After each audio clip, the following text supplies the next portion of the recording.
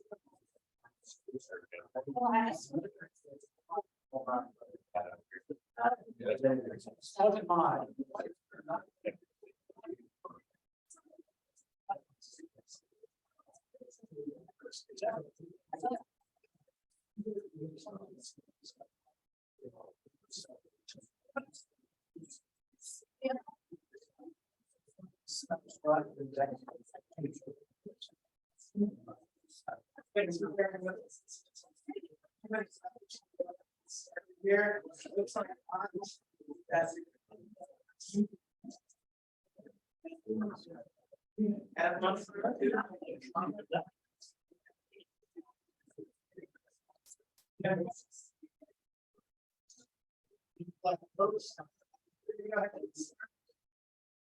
and for the folks virtually, it is really hard to send in here. So let's keep the crosstalk to a minimum once we get rolling here. We got a lot to cover, a full agenda online. You can see we've got Ryan Hannigan, and I think Adam Rose goes as well. I here as a major panelist. So accept that and you can join.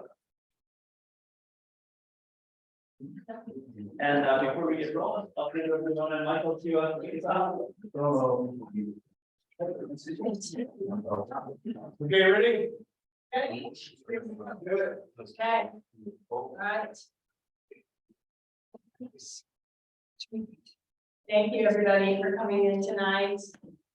And thank you for those, and thank you for coming to the people who signed on online. So here we are, our last meeting, but it's not really our last meeting. So we're going to keep going and tonight, some voting on what we're going to talk about for 8 months, and pretty exciting. And I am excited about what we're going to be discussing tonight and how we're moving forward. And so we should move on and let's get going. That sounds good. And so Miles is going to run through a version of the Roberts Rules of Order, which we may get to tonight. We have to recruit stream the frequency here to get through everything. So if we come off as a bit more aggressive, then you can bring in conversation to wander off the reservation. apologies, but not really, in addition to that, and, Miles. Thank you, Michael. And Michael's point, we do just have some important decisions left to make, so we want to make sure that we keep it focused and really stay on task and make sure we hear from everybody. So we are not going full Robert's Rules of Order tonight, but we're just going to adhere to some of those guiding principles, and those are that everyone has the right to participate in the discussion before anyone else may speak a second time. So let's really, instead of following up and kind of taking us down some rabbit holes, let's make sure we hear from everyone. Everyone has the right to know what's going on at all times. This means that only urgent matters may interrupt the person who's currently speaking and has the floor, and only one topic may be discussed at a time. I know all of this is connected, and especially when there is a motion on the floor for making a decision, let's not introduce new ideas until we resolve the idea that is at hand. So that's it, just some guiding principles. We are going to be a little more firm, so we get through it. We've got a lot. So with that, I'm gonna move us into just some quick housekeeping to level set. Before we even get into the presentation, what you all have in front of you is 3 things. You've got your outcomes table that can be a helpful roadmap for guiding the discussion tonight. You've got the packet, which the first 4 pages are the memo that went out to everybody yesterday. And then the last 21 pages, I believe, are all the draft recommendations that we're going to be going through and voting on tonight.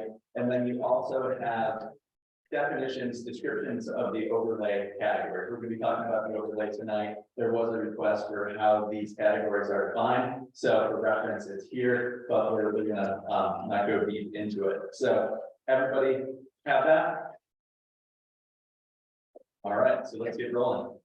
Tonight, you are going to see on our agenda, we're really going to finish the discussion on some key components, the expanded TDR concept. You all as a group decided to convene a focus group on this topic. Attachment A, as part of that memo, it's the second page of your packet. It gets into that. We're gonna go from there into the house side, because some of the decisions we make on how the TDR program is administered will directly relate to house size. And then we're going to go look at that overlay. And as I mentioned, you got those definitions. And one item that we haven't talked about yet, but had a ton of energy when we discussed it, was affordable housing. We want to make sure that we spend some time to just review what's in the recommendation and make sure it captures the intent of this group.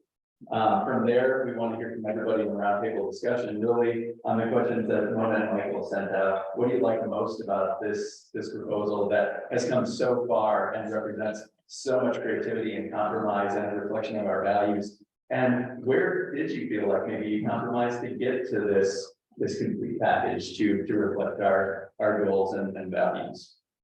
So with that, everything that you'll see in the recommendations table tonight that is in dark yellow has been updated since our last meeting to reflect the discussion with all of you. That includes the focus group for TDRs, the square footage cap, narrowing it down for more discussion tonight, and then the overarching recommendation, something that I feel like we said repeatedly that applies to almost all of these recommendations, is that the ultimate package really needs to be evaluated on an annual or semi-annual basis and adjusted as needed to factor in the long-term planning. So that all of these are starting points, but that they need to be evaluated to make sure that we're monitoring any unintended consequences that come out there.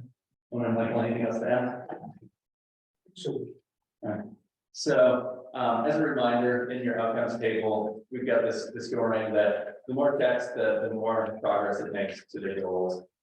Here you can see, and the bottom one is redevelopment, and move this, but you can see that as a whole, when all of these scenarios are working together in concert, it makes substantial progress towards our goals. There's very few components on their own that really move the ball individually, but when working together, as you all know, the connected nature of this has really begun to seriously reflect our values and make some major progress on the goals that the Board of County Commissioners set forward.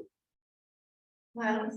Yes. Is the objective to fill in all of these open cells, or are we happy with this level in front of us? You know, I would do that the yellow unfilled is neutral, so it's not, it doesn't mean that it hasn't been assessed, it just doesn't move the needle, so if they question if every single cell should get it, the goal will be at least a green check. I think, some of them it's just hard, right? Like, because, there's a specific, there's residential net zero, but there are certain things that are just not applicable, like TDRs to that. So the yellow doesn't mean unfilled, it just means, it doesn't mean. And that's why we wanted to have it in front of you all tonight, so that you can, say, well, maybe that does make some progress there. So this is a draft evolving, but it's a helpful scorecard as we were going. Does that answer your question? Ready, Joe? Yeah, just a quick question, because we're talking about this. So I'm wondering, the TDR one, for example, why there will be only one check mark for extinguishing square footage? It would seem to me that somewhere there's got to be more than just one check. That's pretty important and pretty valuable toward that goal of reduction in greenhouse gas and residential net zero. But that's just me. I would add too, and I said this, we were talking before the meeting started, and now that we have this, creating value for existing homeowners and existing workforce, that it deserves one or two checks perhaps in workforce housing accounts, because it's about, I think that this hasn't been updated in light of some of the more recent breakthroughs that we have. So, but like good news, like it's more green than we thought. So and I agree that we should, and maybe as part of the May 17th meeting, we will make sure we get this right rather than drilling down too hard on it right now. And that's a perfect segue into the TDR program, because the extinguishment component is what we're all going to discuss tonight, and it's not factored in yet because it hasn't fully vetted and adopted it yet. So all of these, we want it to be tough graders, Michael's point. So we're going to need to get in here and see what needs to be updated as we move to the final report. But we didn't want to be easy A's on this one. We wanted to really hold ourselves accountable to this. And so it's a starting point, but we encourage you to make notes on your printouts tonight where you think the story may be on. So with that, attachment A, it's going to be page 2 in your memo tonight. Really is what is hopefully a very simplified version of the expanded TDR concept.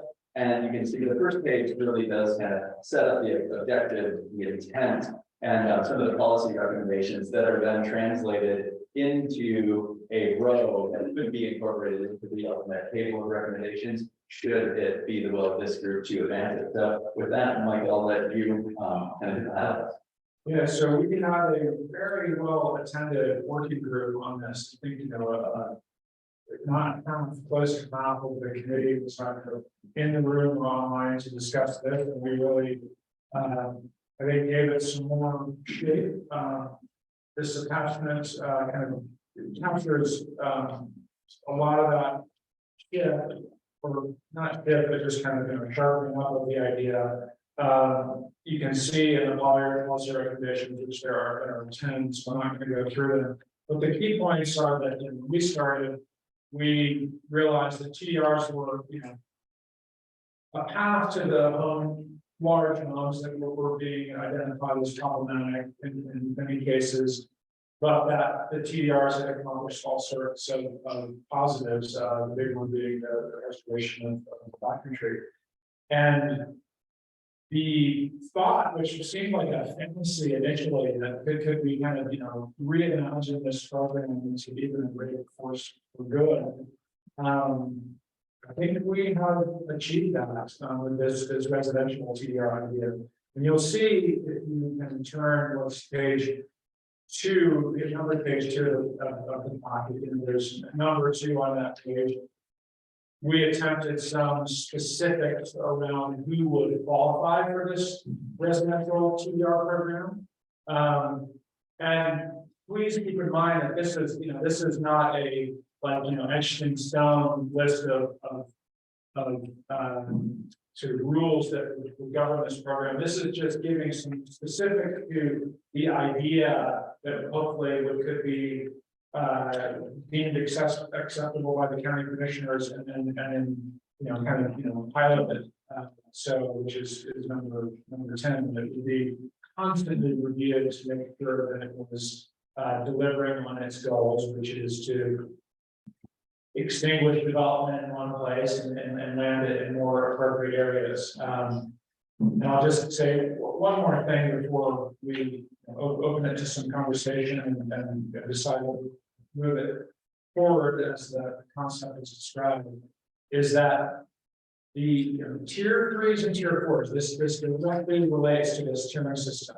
So if you are building into tier 3, which means above 5750, you have to go out and there are 2 ways for you to get that square footage. You can go to the allocation path of the annual allocation square footage, or the TDR path, which historically has been the easier path.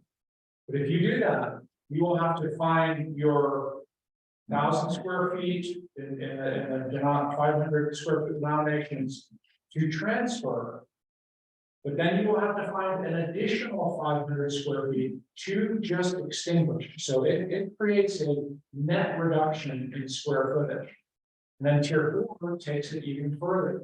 If you're going to build, so if you were to go to just call the top number 9750, for sake of easy math, you want to define that 4,000 extra square feet to build above 5750 in tier 4. In addition to all the things you have to do, performance standards, development standards wise, you have to go out and find.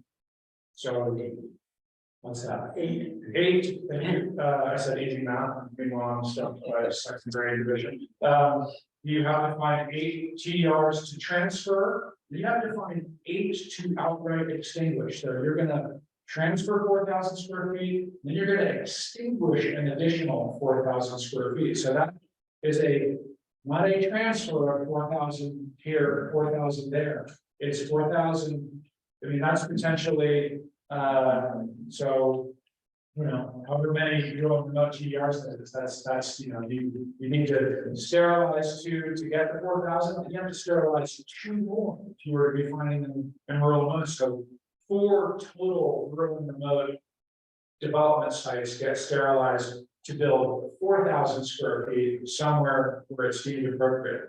And with that, I'll stop and maybe we want to, you know, we feel like we're at a point where we should just be talking about whether we want to move this forward or not.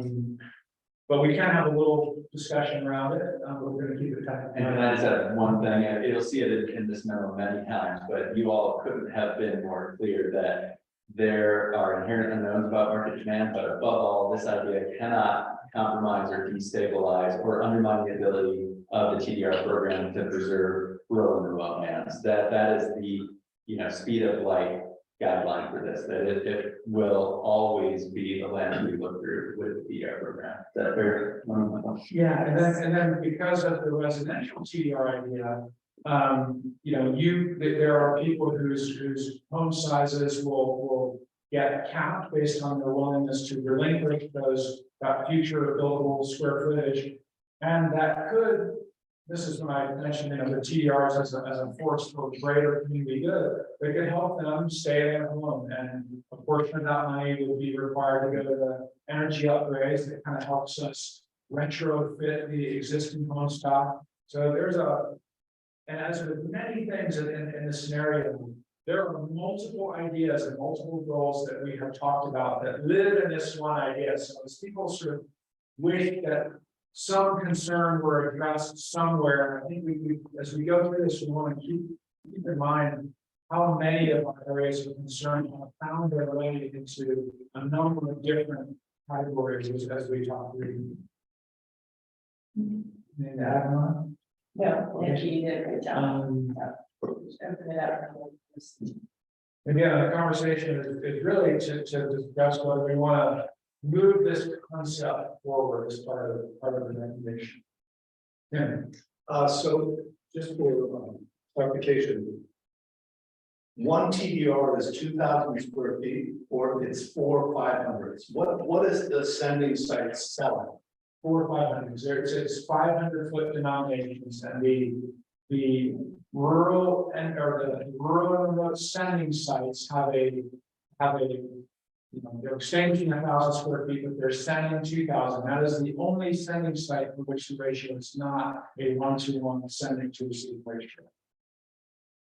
So it's a way that it's a way to kind of give the rural and remote send more value to create incentive for people to send from rural and remote. So the market price for TDR would be for 500 square feet, correct?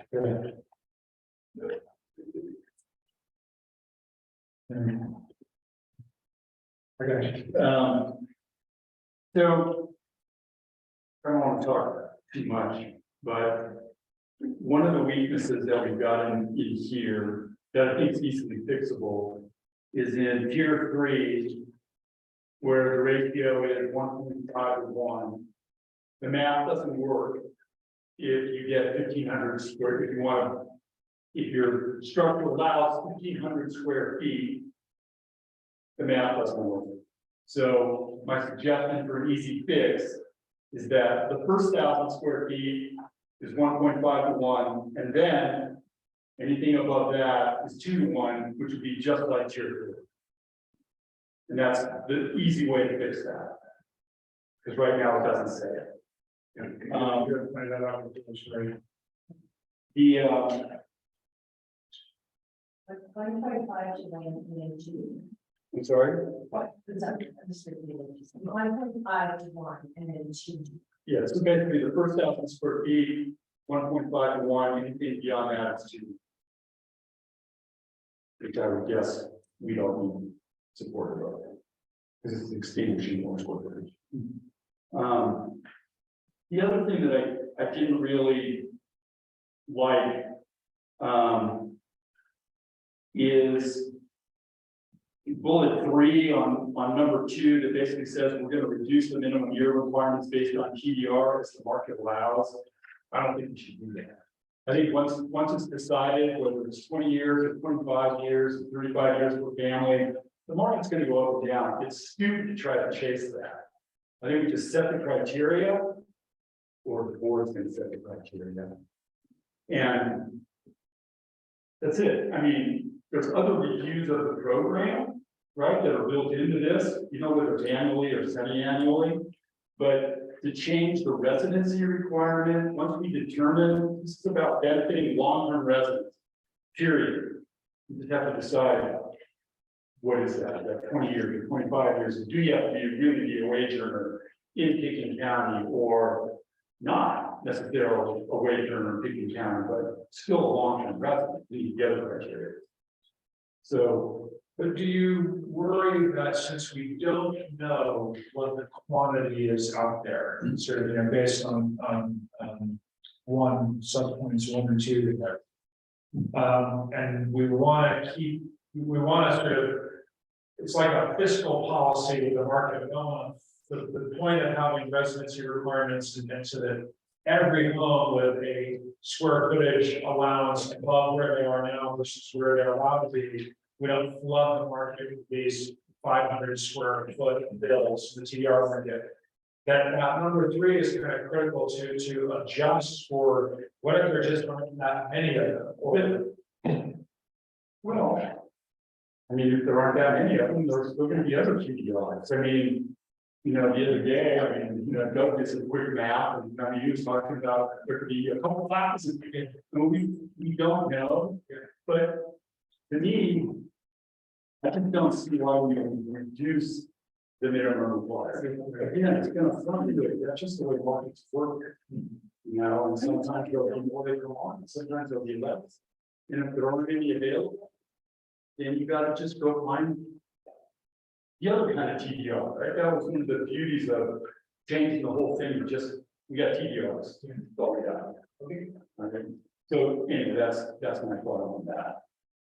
Well, and I would ask the group, does that get adequately accounted for in policy 10? You know, that there will be ruralities and some annual reviews, course corrections, that if there's a fundamental flaw that's discovered, that there's a mechanism for addressing it.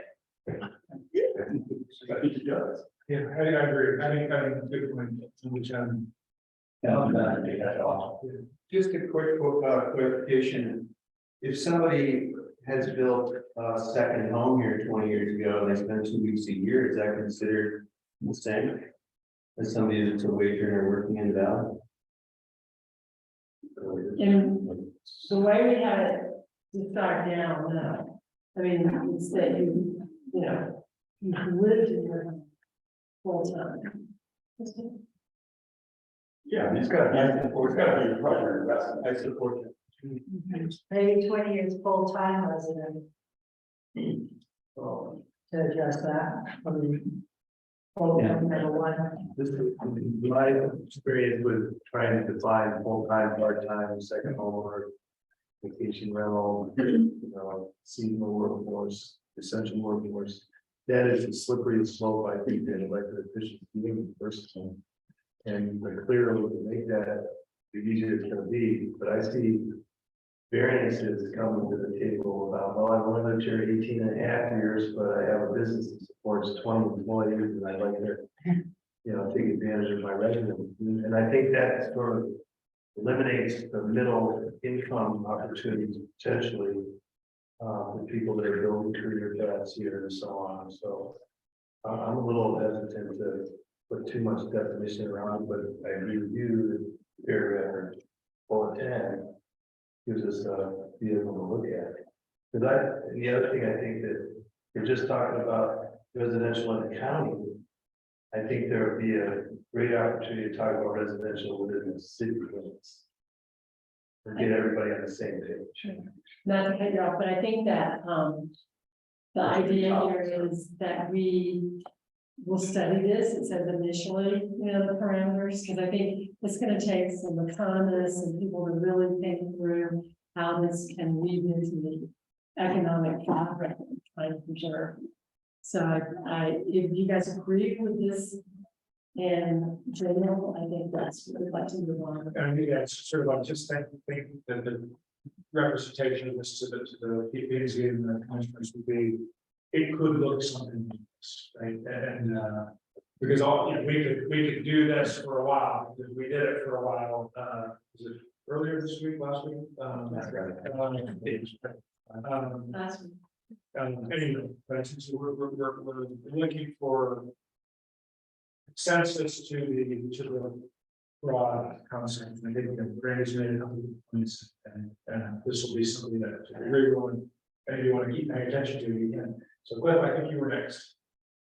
I think a lot of good came out of that forum, group regarding the RTDRs.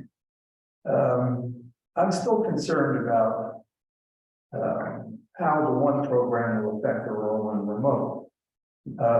I think there's going to be a heck of a lot of folks that want to sell part of their home, extinguishing or not, that it will compete.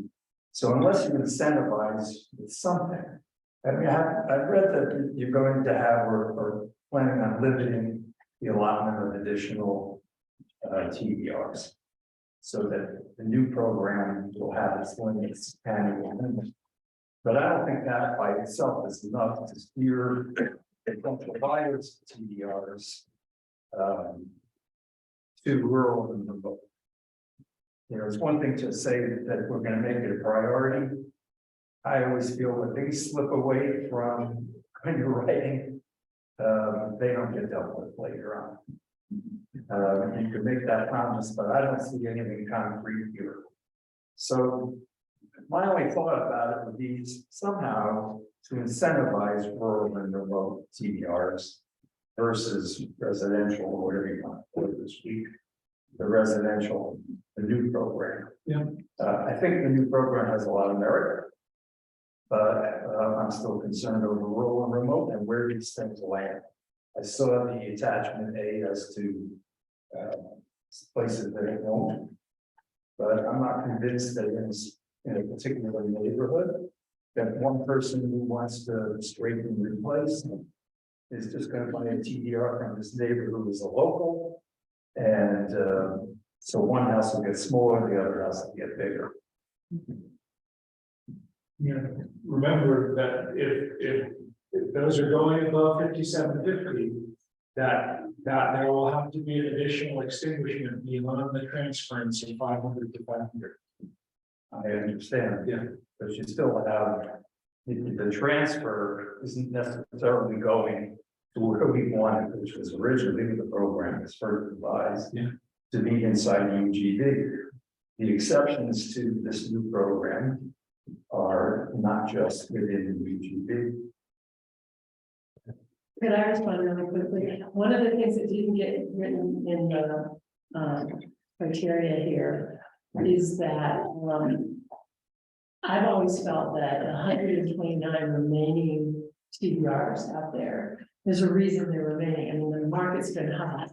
If you didn't want to sell it for 2 million, you might not want to sell it at all. So one of the suggestions that came out of this later in conversation was we really ought to do an in-depth study as part of putting this together of those 129 owners. And because we have to determine just how much we're hurting the market, if in fact we're going to hurt the market with these onset of new TDRs. So I think an in-depth review of those 129 remaining will be really helpful to see if people are ever considering even selling, you know, because they might not be. And therefore, why miss an opportunity to do something new and different? I mean, just a thought that came up during our discussions, because seriously, I've been thinking, you guys know more than me, but if there's 129 out there and somebody's just sitting on it, don't you think they would have maybe grabbed it, a $2 million price tag over the last year? I think you would agree that the couple of TDRs that went for over $1 million may or may not have been an anomaly. Whether that will continue, I don't think anyone really knows. There's also 129. Let's say a third of them want to sell, but they'll buy residential TDRs instead of buying rural and remote TDRs, because that may or may not be the easier thing to do. So what I guess I'm looking for is some way to make rural and remote, a concrete way to make them more attractive than residential TDRs. Otherwise, how are we doing this? This week, Tom, were you online for the conversation?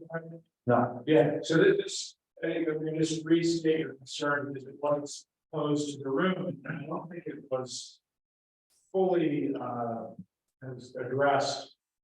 So we created an incentive to sell in the wrong remote because you get double the value of the square footage you're selling, right? You're extending 1,000, but the sell, the buyer gets 2,000. Everywhere else it's a 1-1 ratio, so there's a sort of bonus that you get for selling from your own node.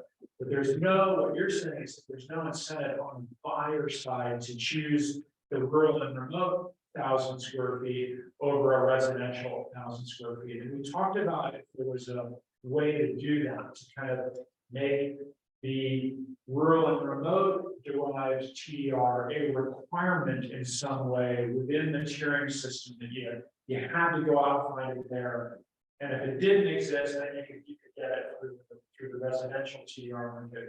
But in the spirit of trying to simplify, that was deemed too complicated and fell away. But sounds like you're arguing that that is a worthwhile complication.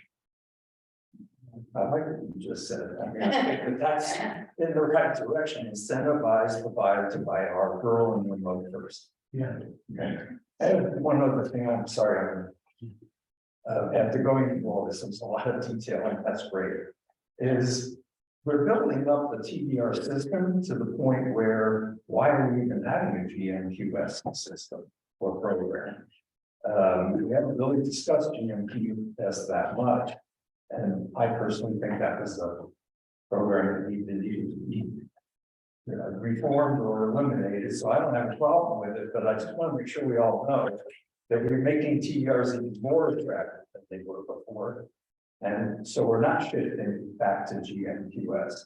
And we haven't really discussed, okay, if that's going to be the outcome, what is going to happen with GMQS? And I've read the recommendations, but there really hasn't been very much discussion about allotments, about, yeah, I'll just leave it at that.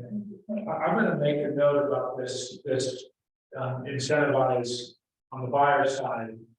Sort of a rural remote being a required, well, like that's one way to really has to be right, required. But I'm gonna, just because there's a lot of people with their hearts, and I think Nick, you were next. Yeah, so generally, I think I'm on board with this, new residential TDR. One of my concerns though is, there doesn't seem to be a limit for, and I guess maybe this is something I'll study, but, to prevent someone from, selling residential TDR, and then selling their home to get scraped afterwards.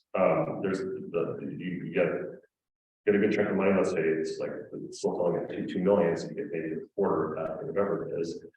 And then you sell your home, which is still in high demand, so there's nothing to prevent or incentivize people to stay, incentivize people to sell a TDR, reduce the home size, so maybe that was already discussed, maybe like the net gain is just net loss, which is reduction in square footage, which is a benefit, but people might be taking advantage of the system, and I don't know if it's an easy fix, just the way it's set up, maybe there is an easy solution for that, but it's a hole that ought to be plugged, I think. And if it's not clear, I think Randy, did you have a clear answer to that one? Yeah, I don't think it's a problem. I mean, because what I gave up is I could have built 6,000 square feet on my drive. But instead I wanted to keep my old 1980s house. And so now I've sold one TDR. So now I can't do the 6,500 that my floor area said I could do. And in fact, I can't even do 5,750. I can only do 5,250. But extinguished 500 square feet, actually more than that potentially. And so what, I changed my mind and decided I'm gonna sell my house. The new house can only be 5,250. Yeah, so I mean, that's what I'm saying, is I just wanted to make sure that that was also being accounted for, but as you're saying, it ends up in a net reduction, which is one of the main. That's the whole motivation. I mean, just if someone was just is in pursuit of the highest dollar that they could get, Right. they would just sell the house. They would not let this come, not reduce the allowable square footage in the future versus keeping that because the higher value, I believe, would be placed on the home that could be straight in replace to the largest size versus, you know, 500 or 1,000 square feet. I've lost, I'm trying to go through. Thank you. Thanks.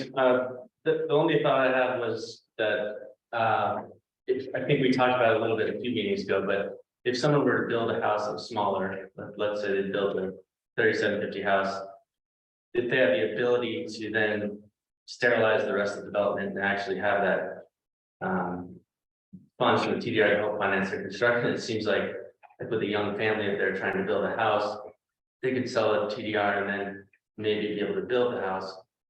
You know, so it just seems like at the end of the day, we're left with the product we want, a smaller house. They don't have 20 years of residency probably until, you know, that's a long time, but it still seems like a good vehicle for the community and just a thought.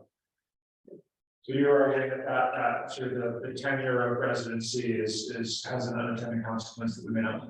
Or that if you were to be building and build underneath the 5750 and sterilize the development, that should be viable. Chris.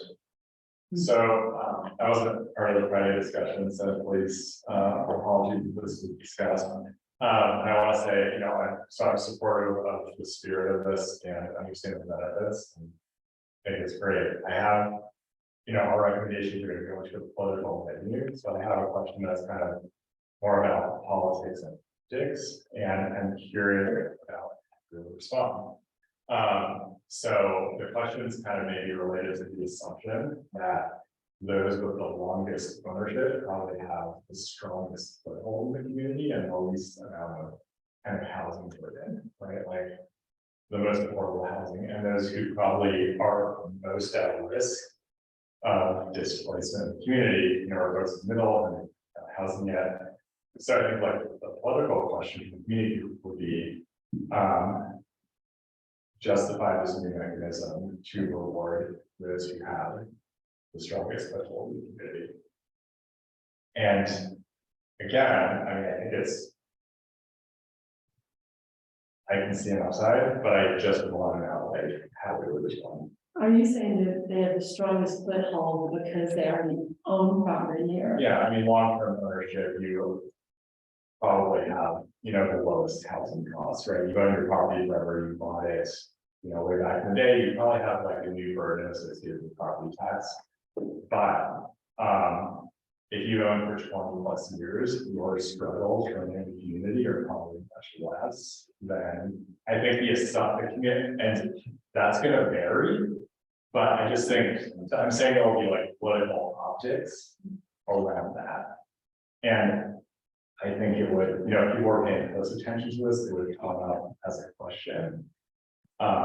We have all these problems and you're giving like a really cool benefit to those who We have supported the community for a long time and it's destroyed and pay taxes and all of those things. So I think that's probably part of the answer. Or maybe that isn't. I just kind of wanted to put on the table.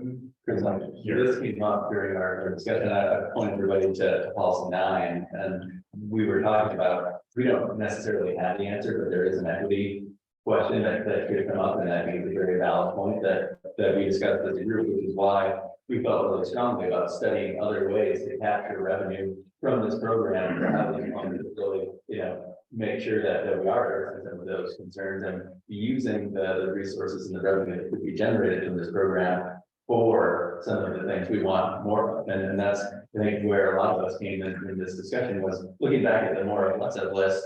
This program was really designed to try to adjust those dials to get to those things. So we, you know, at a high policy level, I don't think have the specific answer yet, but we should be looking for other ways to capture that revenue. And Mike, I'm gonna have that fairly.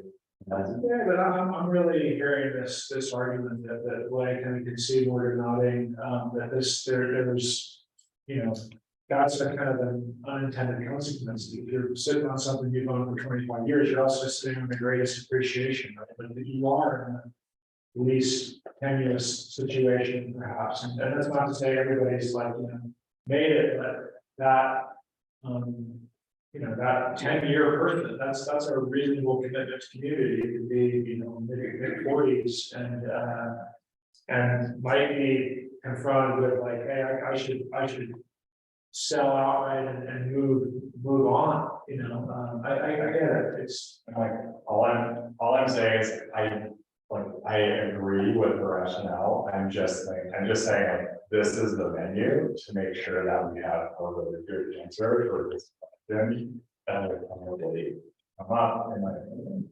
You know, the other flip side of that is, you know, someone's worked really hard to pay off their home and lived a normal life in this valley. They could be house rich and cash poor. So I think there's a lot of, we just don't know, everyone's situation. And I would just like to, excuse me, that this is gonna be a pilot program for a year, and hopefully that it will be reviewed. And some of these issues, questions that have been brought up, I think are really important, and we can add those in when we submit our recommendations to the Planning and Zoning Committee and the VOCC, so they can start looking at what we, you know, for some of these pitfalls. Jim. Just going back to Randy's original suggestion, I think his concern at the time was, we didn't want to get a flood of these and overwhelm the RR TDR market, so I think that's why Randy had suggested letting the old timers have first crack at it. subject to a future review, if I can speak for Andy about that. And that is the intent. So it's a way of limiting. And you could probably also argue, if you went to somebody that, and this is a broad generalization.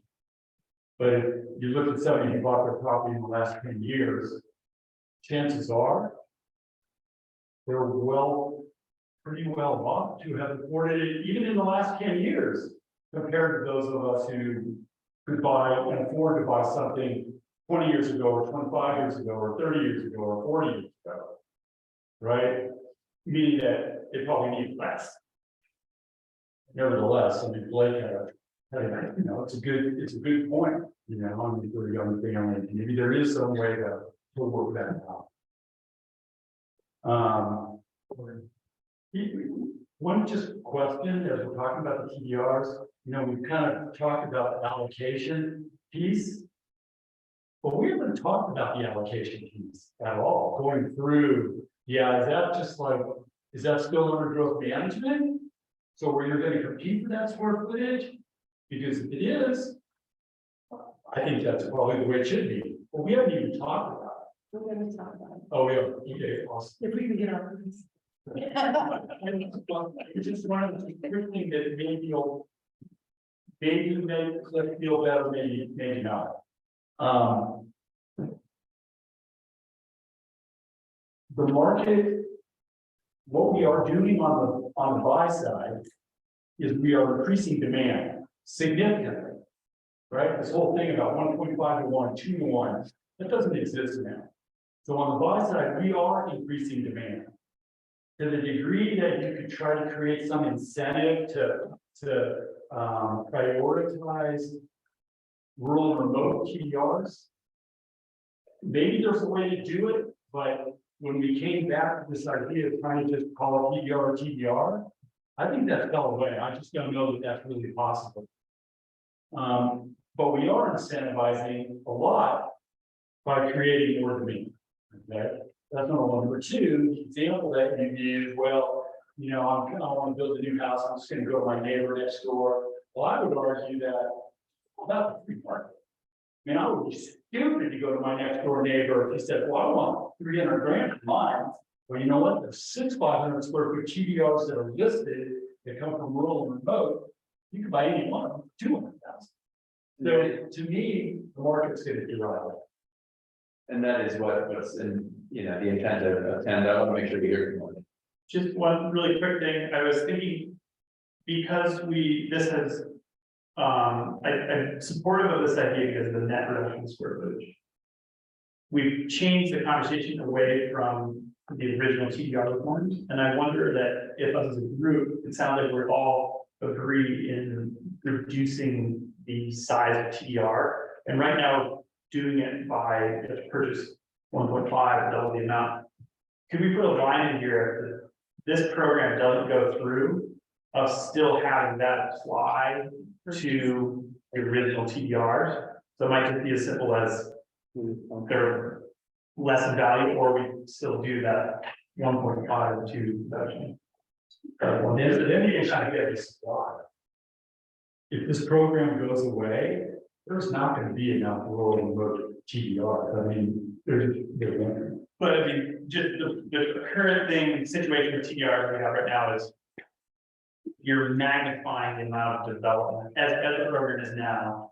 You take 1,000 square feet from factory and it's times 2.5 when you bring it elsewhere in the county, and that seems to be a problem to our goals of reducing total square footage. So it seems like we've agreed on the concept of reducing that. So that's one. And Maureen, I want to make sure that what's on page 15, the second bullet for TDR is reduce TDR allocation from the existing 2,500 square foot to an allocation of 2,000 in 500 square foot denominations to squeeze that down. Does that capture? Well, yeah, there's kind of two different things we're doing. If this program is implemented, then if you're in the tier 4, you have to buy double the quantity of TDRs. So essentially 2,000 square foot rural remote TDR is now worth 1,000 square feet. Right. Versus on page 15, we're only knocking it down 500 square feet. Does that, It does, and that was the debate that we had as a group on that ratio. To try to maintain the demand for the rural and remote TDRs. I don't think you're, I think we're. but the demand is still high, but then you're reducing if we go with what's on page 15, this program doesn't get implemented, then we only reduce them by 500 square feet. Is that? Yeah, I think what you're saying, there's kind of two. One side of this is what is a sending site, which is the residential program. The other thing that is part of this proposal is essentially how TDRs are landed. And what I hear you saying is how TDRs are landed is something you would like to carry forward. Yes. Almost as a priority, because that is the extinguishment concept. Because like if the commissioners go, this is just too complicated for the time being, they will do a pilot program and then the current way that TDRs are used continues on, even at a 2,000 square foot increment, we're getting a net increase in square footage, whereas we all as a group got really excited about having net reduction in square footage for TDR.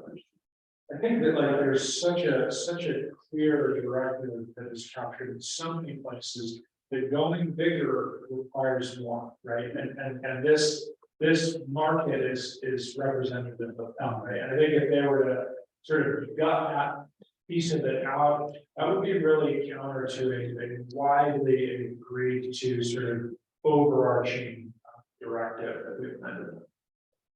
So I'm gonna I think for Chris's point is, I think that if we can come up with really strong affordable housing recommendations, that could help with the optics of this program. And that's the next one. And so, Rick, I want you to go fast because I want to. The landing areas are physical community well, and if you sell a. Residential neighborhood that's in you that goes on, and that's a footage to land in your both. Well, the tier products are pushing in that direction. So there is a disincentive for rural remote. To increase the supply of the properties out there by buying the TDR and the UP, because they got a lot of others to go. This is where the things intersect. Yes, in the overlay. Where you can land TDRs is restricted. So I believe There's zero. Places. And so instead of giving rural remote TDRs for rural remote, it's already built into this. Yeah. The disincentive for a rural remote to buy a TDR from the neighborhood, it's not incentivized. Right. That's how I. Right. Okay. So That's good to know. if I may, it's just to move us along, because I think, and we're looking to put all to fine tune this, and what we're proposing is. The answer to Chris's question quickly. Your question is on political, citizen process will depend on who shows up. The audience. To the audience, and speaks to support whatever's on the end of it, so just. Guys. Or you're now and show up. I'll do it. Everybody, please speak up a little louder. It's just a couple of close up here. Okay, I'm not right here. So only making it worse. Making it worse. I'm gonna pose this question to the room. And maybe identify this as worth quite belonging there, but do we want to adopt this proposal attaching the end of the recommendation as it is in the statement now, pages 16, 13, 16.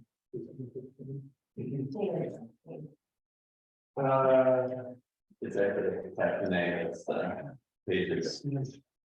It's essentially attachment A. And I'm gonna ask for a vote on this. Who is in favor of moving this forward? There are a lot of details in this. I know we're all in a big hurry. But there's a lot of details in here. We haven't discussed historic preservation. TDRs. So to clarify, Jeff, we're not talking about that. This is only the additional TDR or on page 3 of the packet. It's not at the table. It's essentially, are you voting to bring this road into the full table. Yeah, it's attachment A in your packet, so, yeah. Second page is where it starts, and then there's the sample table that offers returns on page 3. Very nice. You know, yeah, that's right. Landing TDRs with the, in tier 3 and 4. Is that any TDR, it's a R&R TDR or a residential TDR? It's any TDR. Okay. There's only one kind of TDR. Yeah. But we're clear that it also refers to things. It would be added to the table of recommendations as its own row. So what we're talking about now specifically is part of attachment A on page 3 of your packet. And it would be added, you know, into that section. If adopted as a pilot. Would it be at that one change or adjusting to tier 3? Yeah, for the first 1,000 square feet. Yeah. Yeah. Yeah. Okay. Ready? Let Norman Michael administer the vote. This chair. Okay, so all in favor of adding this to the packet, please raise your hand. So we have 2 votes. Oh, yeah, there's a. Like, you got a box for you, President. Yes. You can raise 2 people. And I don't, we have any It's like you're gonna have one on one right now. You're gonna see the air, maybe. well, just to make sure. I'm not. Okay, did you get that? Yeah. I just want to make sure everybody, those counting was that, you get it? I think that was the only handout. Yeah. Raise your hand, please. Let's get. Oh, that's right. Blake is Denver. So, yeah. We have a vote. Force dropped off. Oh, yeah. Yeah, sorry, and then also, all not in favor, please raise your hand.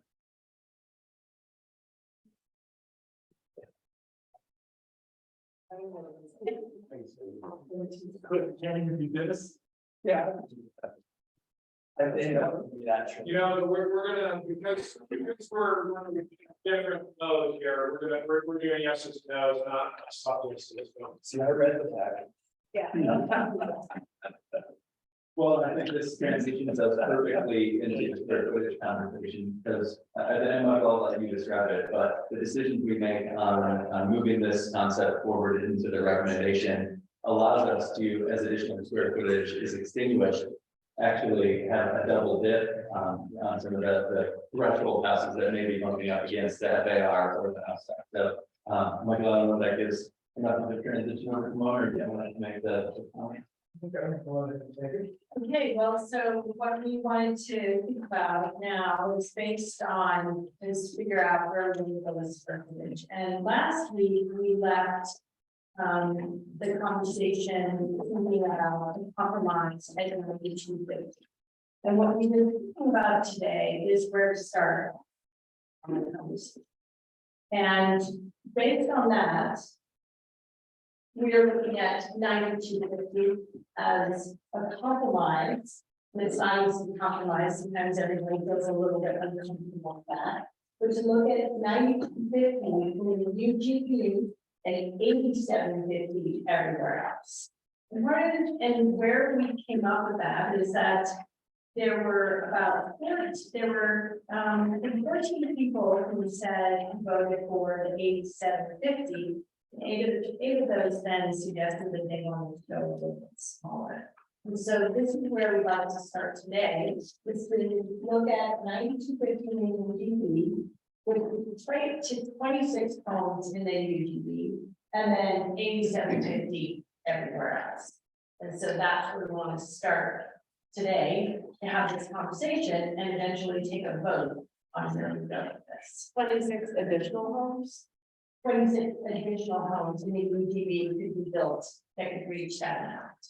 And of course, then the other piece that we don't want to forget is that there are some provinces who have set a smaller amount of 5750. And then, there are some that have larger square footage sizes right now.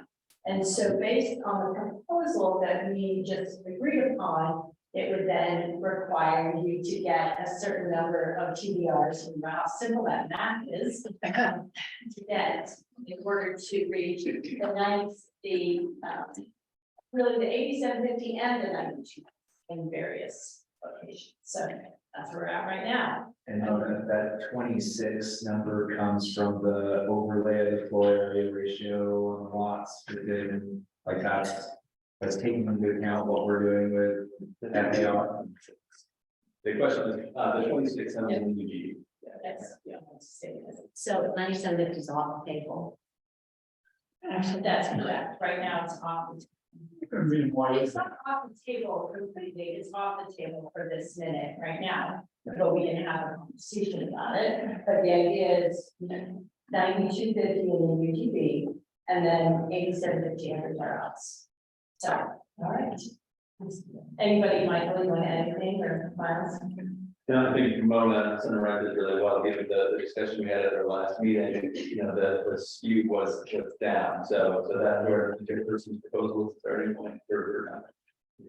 This is the statement I prepared last meeting, when I was stuck in the airport for 12 hours trying to get back before the committee. I've written it and rewritten it, so I appreciate your complicity. Restricting house size has been an ubiquitous topic throughout our committee journey together, and by gosh, multiple new recommended policies in this document are all focused on restricting square footage. However, I humbly submit my overriding concern that square footage restriction is not going to deliver a material impact in our ability to achieve our community goals, which we agreed on. Why? The white paper showed us that 70% of greenhouse gas emissions from large homes comes from home energy operating use. We are nipping that in the bud and addressing it with our aggressive performance standards. Net zero greenhouse gas emissions will be dramatically reduced or in fact eliminated for all new development, no matter what the house size. Next big issue, the remaining 3% of greenhouse gas emissions attributed to large homes is primarily home management transportation, the infamous 22% of local VMTs. For 15% of housing stock, which is large homes, they get their 50% proportion. Therefore, we need to aggressively address the 7% they are adding. We can and will do that through mitigation and impact fees. But I submit, even if we were to restrict the uber wealthy to 3,000 or 5,000 square feet, they will still engage in all those service people. There will be most likely just as much traffic, and they will be hiring people away, even in a smaller house from the town.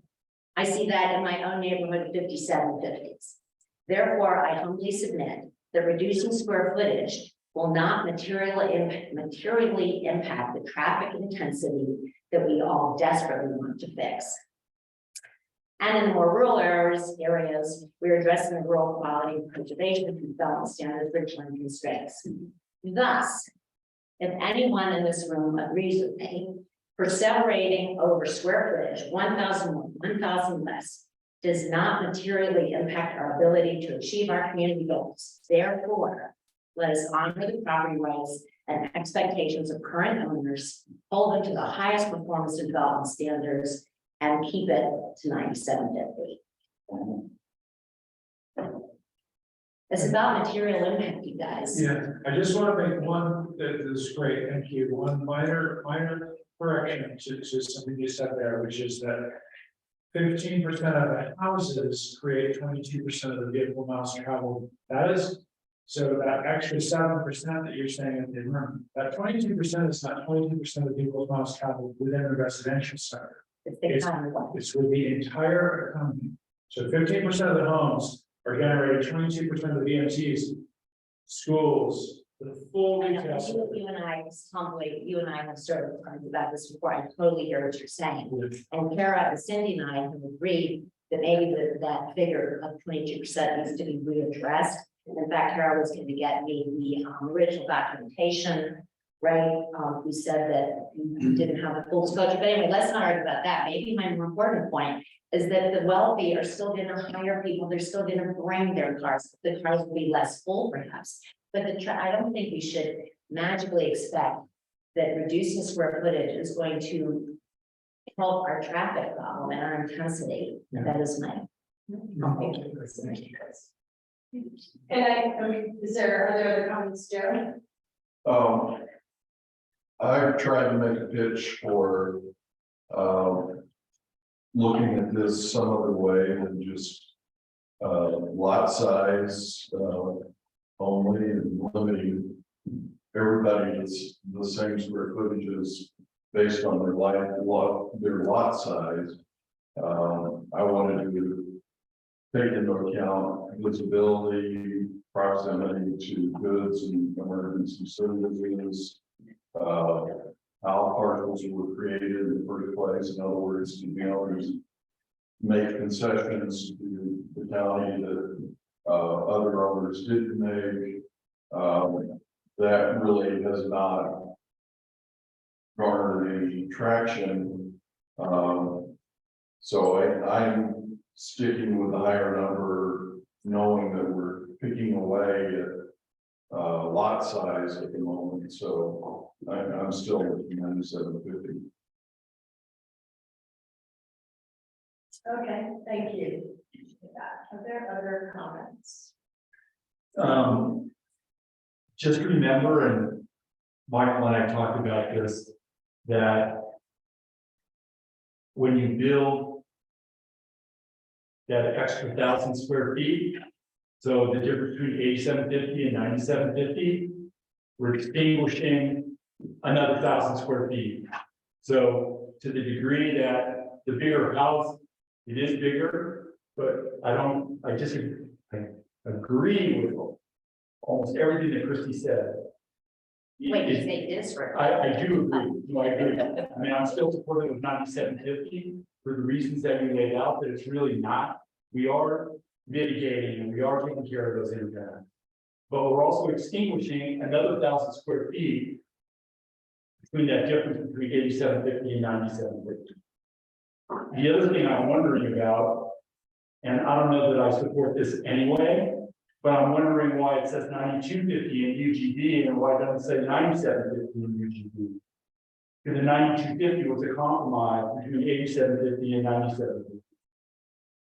And maybe that's just what you guys thought was a reasonable proposal. And that's exactly right. And we thought, because we've talked about it a lot amongst our group, and to your point, it's well made, Randy. I think that is, once you get into tier 4, there, with the adoption of this latest TDR proposal, you are significantly, you're getting additional square foot somewhere else. And you have to find the TDRs to extinguish, and you have to find the TDRs in the order.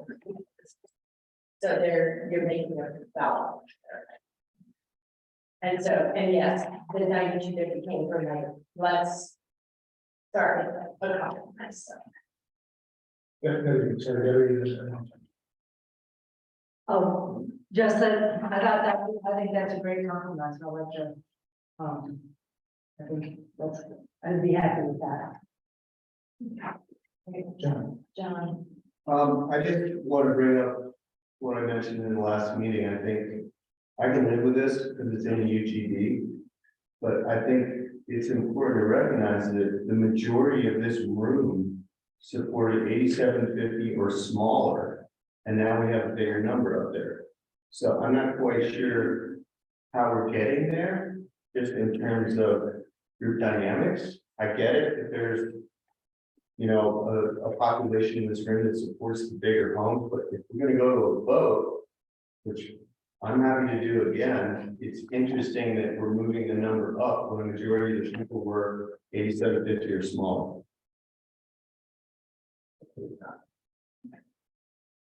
And I think just, again, looking at a whole picture of saying 8750, yes, more people for that. And then what are we gonna get when you get into tier 4? When you're actually ultimately, how difficult is it gonna be to be able to build that one? With you. I think this would be some of our information, but what is the percentage of homes that are around 9750 in the UGB or the county? I don't know that number off the top of my head. I should right now, but. I've seen something, but I just wonder how many homes are really 9250 and Yeah, but let's let that question get answered as we keep it around and think about it. Yeah, Where does the 1,000 square feet of drainage intervention get extinguished? UGB or the rural remote? anywhere that can produce a TDR. yeah, because TDR becomes a TDR. So to you, I think the point on these bigger homes, a lot of them are located away from infrastructure, it needs to be available to support it. So if there's a way to suggest that 1,000 square feet be extinguished in areas that are outside the UGB or away from appropriate areas, then that would be another way to address your concern, which is attractive. And if I may, just, that's in here, so the overlay idea limits the numbers of TDRs that can be landed in these 5 different zones, A through E. So remember, there are 2 paths to square footage. There's the TDR count, which includes the sending sites that have existed, plus the residential, so you got a bigger spending market, but there's still the allocation count. It's been removed from GMQS, but it's in here as a separate, distinct square footage allocation system. So based on where you're building, because in some of these overlay zones, you can only land 1 TDR, that gets you 500 square feet. If you want to get up to your maximum allowable size for your lot in that other zone, you have to get in line in the allocation system and go through that. So it creates a second incentive for going smaller, because you can go the quick and easy route of going and finding the TDR, but you're not going to get to the maximum home size. So getting to 9750 could take years, depending on how the allocation system works. Whereas presently, you could just get there by accumulating TDRs. It was a fast track to bid. Now there is no fast track to bid. You have to do multiple things. So I think, again, we've tried that, it's all sort of interconnected. So, That's the impression I got from looking at this in the bigger picture. This is kind of defined with this TDR and square footage is kind of defined. We brought all the other hammers and screwdrivers and pliers and everything into the picture. Yeah, they all work together. Okay. Right. I think probably the answer to my question is no, but I'm gonna ask anyway. I really appreciate the thought, I think, in the discussion of ours, probably put that into the co-chair's compromise proposal. And I apologize that I wasn't here the last 2 weeks, but I did read all the information. I want to go back to what John asked, that is still baffling to me. If the number of people was the majority that said 8250 or 8750 and below, why did we come up with that number? That's rhetorical. My question is this: could we take a straw vote and see if about that 8750, or are we past that? I don't think so. And I think, you know, I can just maybe answer the question and you know, we're talking about the square footage count here, but we also, we've said we want to keep a market for TDRs, right? And so that was also a very important consideration of the group, that we tried to make sure sort of that we don't snuff that out by some of these other decisions. And so that, I mean, just in the context of the square footage conversation, you're right. We've been trying to marry it all together to, you know, I think everyone wants to see the value of the good that TDRs can do, be maintained. Additional square footage is a key way to ensure that contiguous privilege. Thanks. So I want to, Christy, thanks so much. I mean, really well thought out remarks. I appreciate, yours really like that data-driven approach to thinking about this. where, so.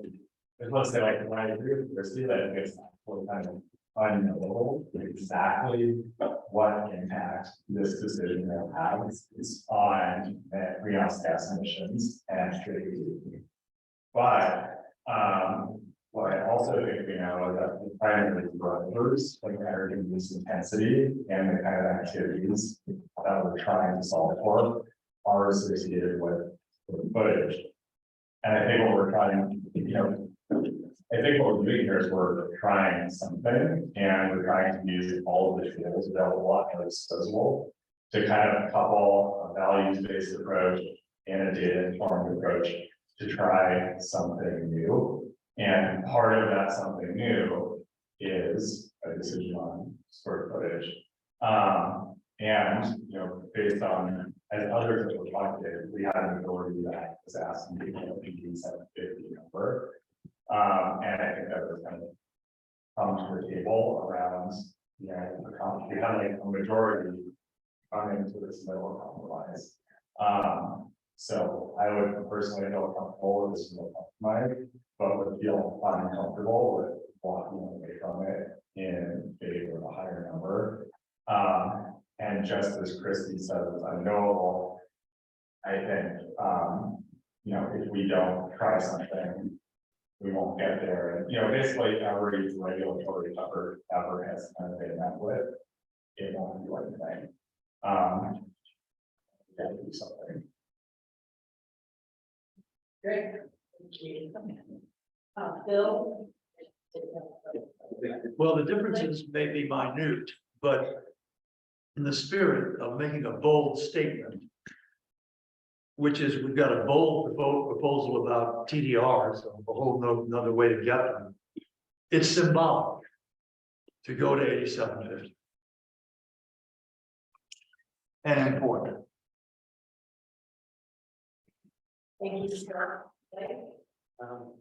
Yeah, so like, I said, I'm sorry I was out of town, but, certainly enjoyed taking part in the vote. I just think, that last year I would have voted for 9750, and I do think that, like I said before, there's implications by reducing square footage. I think people come with programs, they have a lot of wealth, and they're still going to be filling those programs. And I think, maybe their house is smaller, but maybe now they're buying a house in a snowmass.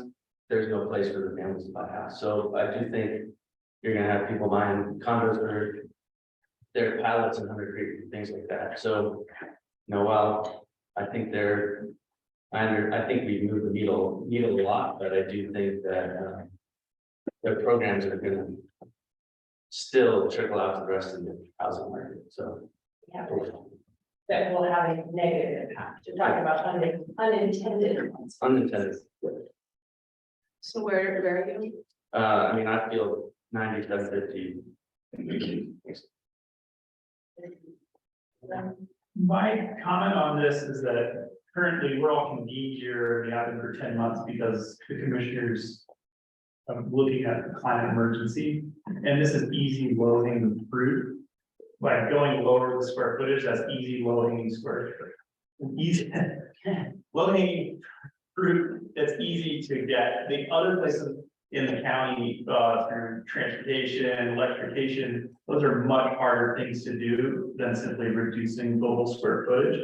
And the big thing that I took away from August Paz and his presentation was the impact of amenity loads and things like spas, home theaters, and all these added things, because most of the large homes that I've been in, not necessarily that they have more bedrooms, it's that they have more of these amenities that consume a tremendous amount of electricity. And so you can see how someone, if they have a slightly smaller home, maybe they support Aspen Film a little bit more and go watch movies in town, or have a membership at the Aspen Club versus going down to the home steam room that's always hot. And I agree with Bill that we need to make a bold statement here, because this is going to go through a political process. And some of the things about the reinvented TDR program, it's taken us almost 3 meetings for us to understand that. People who are reading the newspaper and glance at a paragraph, they're not going to understand any of that. Thing that they're going to look at is house size. And so I think it's good to know that all of our recommendations here are probably not going to, they're gonna get worked over in the local process and will likely change, so. We'll see. Thank you, Marty. Right. Includes. Nobody is in a compromise, and I'm going to go with that. I mean, towards even smaller than 8750.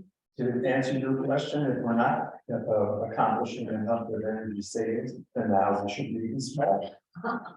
So, but I'll go with this compromise, get done, let's move on to the next, that's how I feel. So what's the number that you are at with the compliance? You say, I'm curious, Sorry? what is the number that you are giving us? No, I'm willing to accept your 9250 and you shot 8750 elsewhere.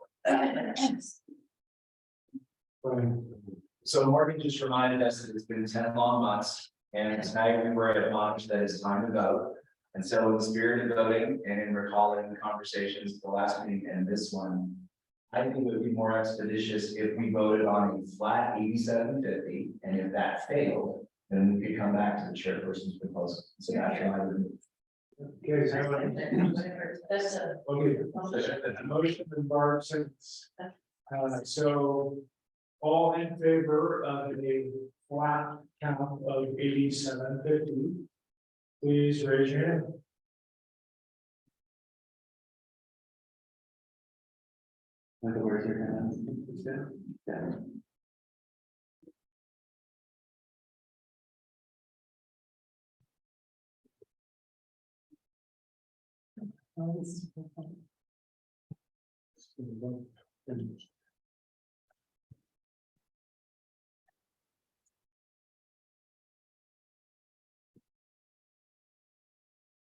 What is that? Did somebody tell me the math? We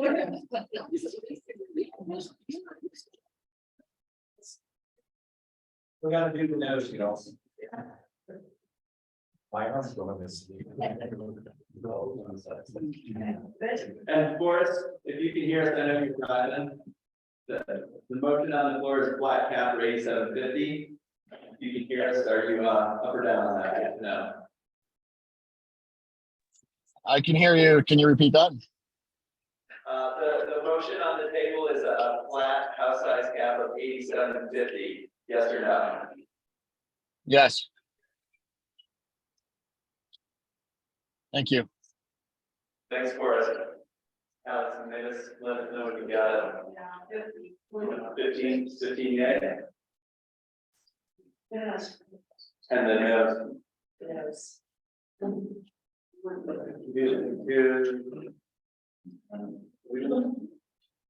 We're doing those. So this is the no vote, everybody.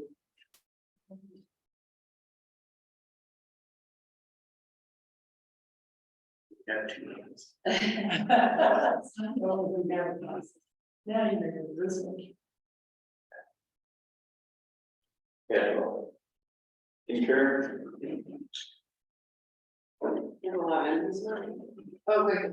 Yeah. Well, Yeah. well, 12 poll counters? No. Stop it. Yes. Okay. well. The next. Okay, that's fine. Good. Yeah, 15 to 12, 27. That's. Figure 27. Yes, no, she can. Well, that's because I was fast. Yeah, we're gonna be in later, no voting for. Oh, yeah. Okay, so it's a 14 to 12. 14 to 12 split. So, yeah. pretty- I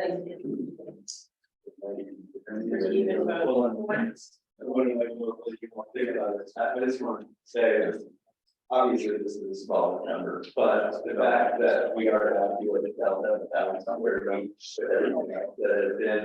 has been considered is very, very impressive. So, I want to make a lot of. I wouldn't necessarily say it's nothing but a 1,000 square feet, because this proposal represents a 500 square feet. And the flat count vote was proposed at 8750, so I'm doing personally not this alternative. And we can discuss that, but Should we vote on that and see if there's a greater majority? yeah, let's. Did you want us to do it propose that? If the original motion had failed, I was proposing to go to this next, given the tight margins. Yeah. It may be that we want to look at this and see if it represents more of the majority of the group, because I think if we go with a mixed recommendation, it will be received in a mixed way. That might not be good.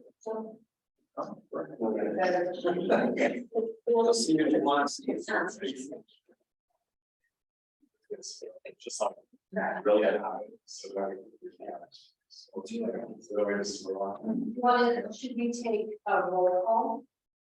I mean, you're gonna have to capture it, right? Yeah, we're going to take a second, let's make sure we actually line. Just if we go with this proposal, it would be nice to just textualize the spread. Yes. Yeah, okay. So should we, I think we can go ahead and vote on what's proposed right now. And that is this idea of 2250 GB and 8750 elsewhere. So let's do this one. Yeah, I do think just for ease for our counters, let's just go well around and maybe and now we'll back give you the best. Okay, let's just do that. Alphabetically, then we. Yeah. Okay, so starting with one. So, vote yes or no, yes? Yeah. Yes, there we go. This one, if it's. You can not. That's all. I can stay. But. Yeah, go on. But you should. Yeah. It's, yeah, you could vote. Adam, yeah. Christie. I'm gonna abstain until everybody votes. No.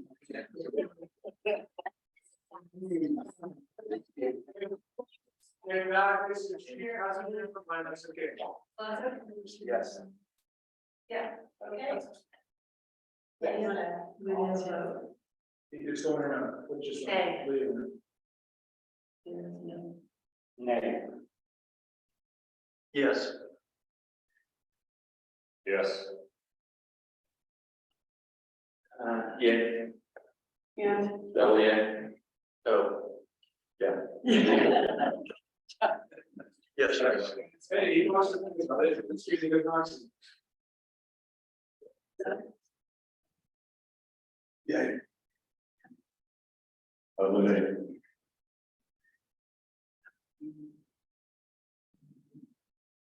I'm disappointed that the 9250 for the recommendation is 9750.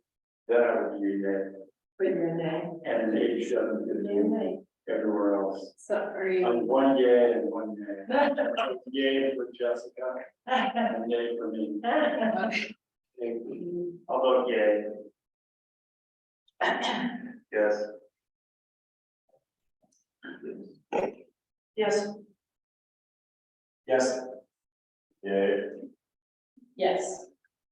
Yes.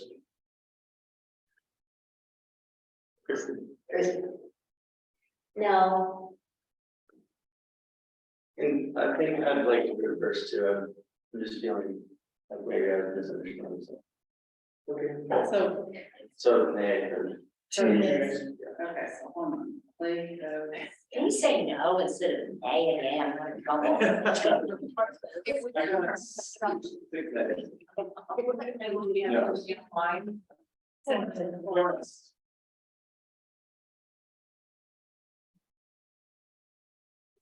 For 7, if you can hear us, I know you're driving, the motion on the floor is 92 in UGB and 8750 everywhere else. Yes, I'm fine with that. Thanks.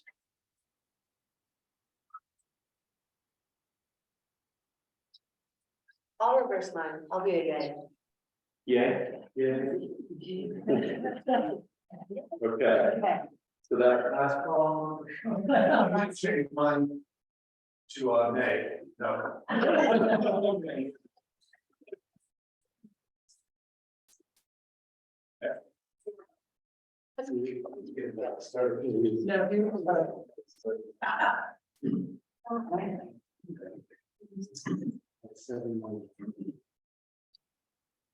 Seven no, that's.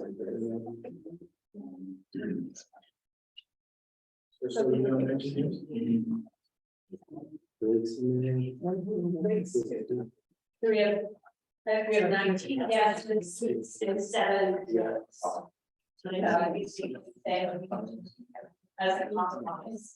Sorry, Forrest, did you hear that for a second? Sorry, Forrest, did you hear that? We were at 19 yeses and 7 no's. 19 and 7. Can you guys hear me? Yep.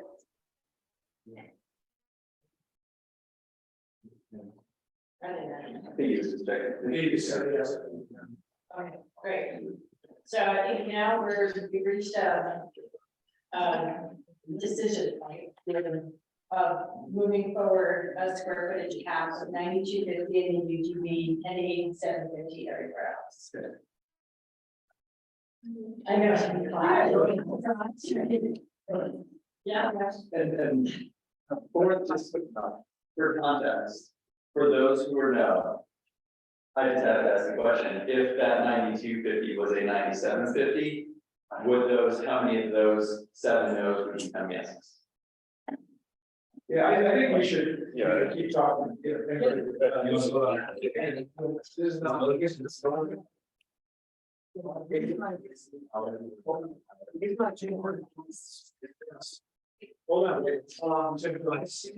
want to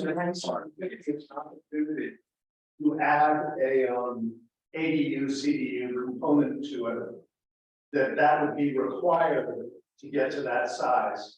So that you have a 500 to 1,000 square foot ADU.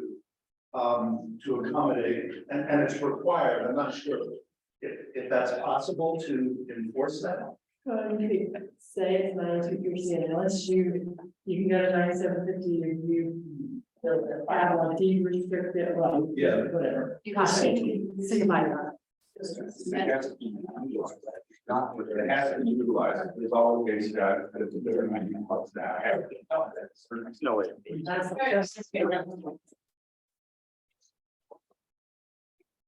I'm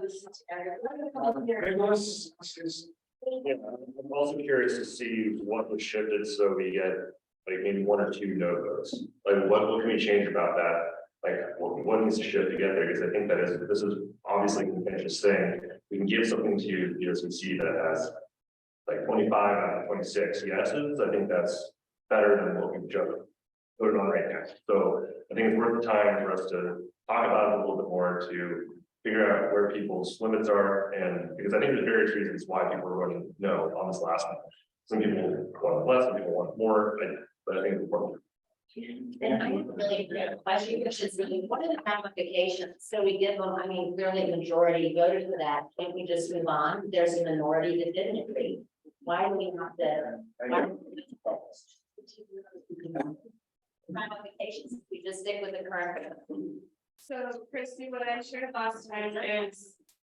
It is everything where you all feel comfortable, but it just, that as part of the process as it is in this room. It's going to be very hard for the BOCC, and they're going to respond to that logic, right? We know our BOCC responds to the last year voice in the room. And the more that this group comes together, and the BOCC is going to have the backbone from the strength and numbers that you all present. That is the strength, that is the compromise that you all are looking for, and it's hard, right? This is really hard. There's not a right or wrong in this one. This is all about kind of why you all are here. It's about community, and this is giving the BOCC the backbone when the really loud voices, the loud, on all ends. And so that's what this vote is symbolizing, and it is up to you as the committee to determine. When do you think you've gotten as far as you can get? If I want to just remind us of some of the decisions we made, some of the stuff that's in here, even kind of 10 years suggestion about requiring something. We do have the tiers. tier 4, which means if you're above 7750, so above, like, any of the numbers that we're talking about as the cap are at least 1,000 square feet of that number. You know, that is your most stringent requirements on everything, for the highest level of mitigation for VMT generation, waste. You know, I think we can assume workforce is living in there because it has an et cetera, and that's a clear you know, aspect of home size that needs to be mitigated. At the last meeting, we asked the question, is there anyone who wants to go above 9750? Not one person raised their hands. I know that there were a couple of people not here, so I will acknowledge that, but 3 people were here for that. But that's a real consensus on that scale, right? And but the people who were at 8750 argued, well, but we haven't established the bottom. Well, there's the bottom, right? The bottom's how small you want to build. There's no like minimum home size in here. Just I want to lay that, you know, as a sort of maybe a proposal to say, you know, what if the number, the UGB number goes to 9750, which as a reminder, that's 26 zones that have the potential to be on that one. So when you do the math on the, you know, what, how many 500 square feet that is, when you've got 26 homes that can do it, that's 13,000 total additional square feet we're talking about, we're moving from 9250 to 9750. So I want to propose if that UGB number, because Randy has said it would get into yes, correct? If that UGB number was 8750 and 8750 everywhere else, so all but those 26 homes are capped at 8750. How do we feel about that? And I'll ask if we can put that to the vote. Can I just make Yeah. a comment? Just for me personally, like I've already felt like I've been compromising that direction hard. I'm not saying it's right or wrong, that's just where I stand. If we keep bumping this up, you're gonna lose my vote. Yeah, let's ask the question. So Yeah. Anybody else want to vote? Joe, do you have your? Yeah, my question is, given that almost all the zones in the UGB have FARs, someone can tell me that there's still 26 homes that could avail themselves of this at 9750? I believe that's what I'm thinking. Kara, did you hear that question? Yeah. He asked if the 26 number is reflective of the FAR overlay. Yeah. Yeah. That's the number that's better. Anybody else want to comment? Well, rather than just a flat 9750, you could make the vote to include the 1,000 square foot CDU. The reason I'm putting it in there is there's very little where we are directly addressing the affordable housing component. That's something that keeps getting tabled on and on and on, and this would be something. Right, and is this an official amendment that you want to make to what Michael says, suggest we vote on? Yes, I'll amend that to 9750 in UGB with 1,000 square foot caretaker ADU unit requirement. My personal feeling is that nobody's gonna do that, nobody's gonna figure that out, and they'll just build it based on the people. It's like an effective count, essentially. Yeah. It's an effective cap, but there's also a contingency. It's build an extra house or be goes into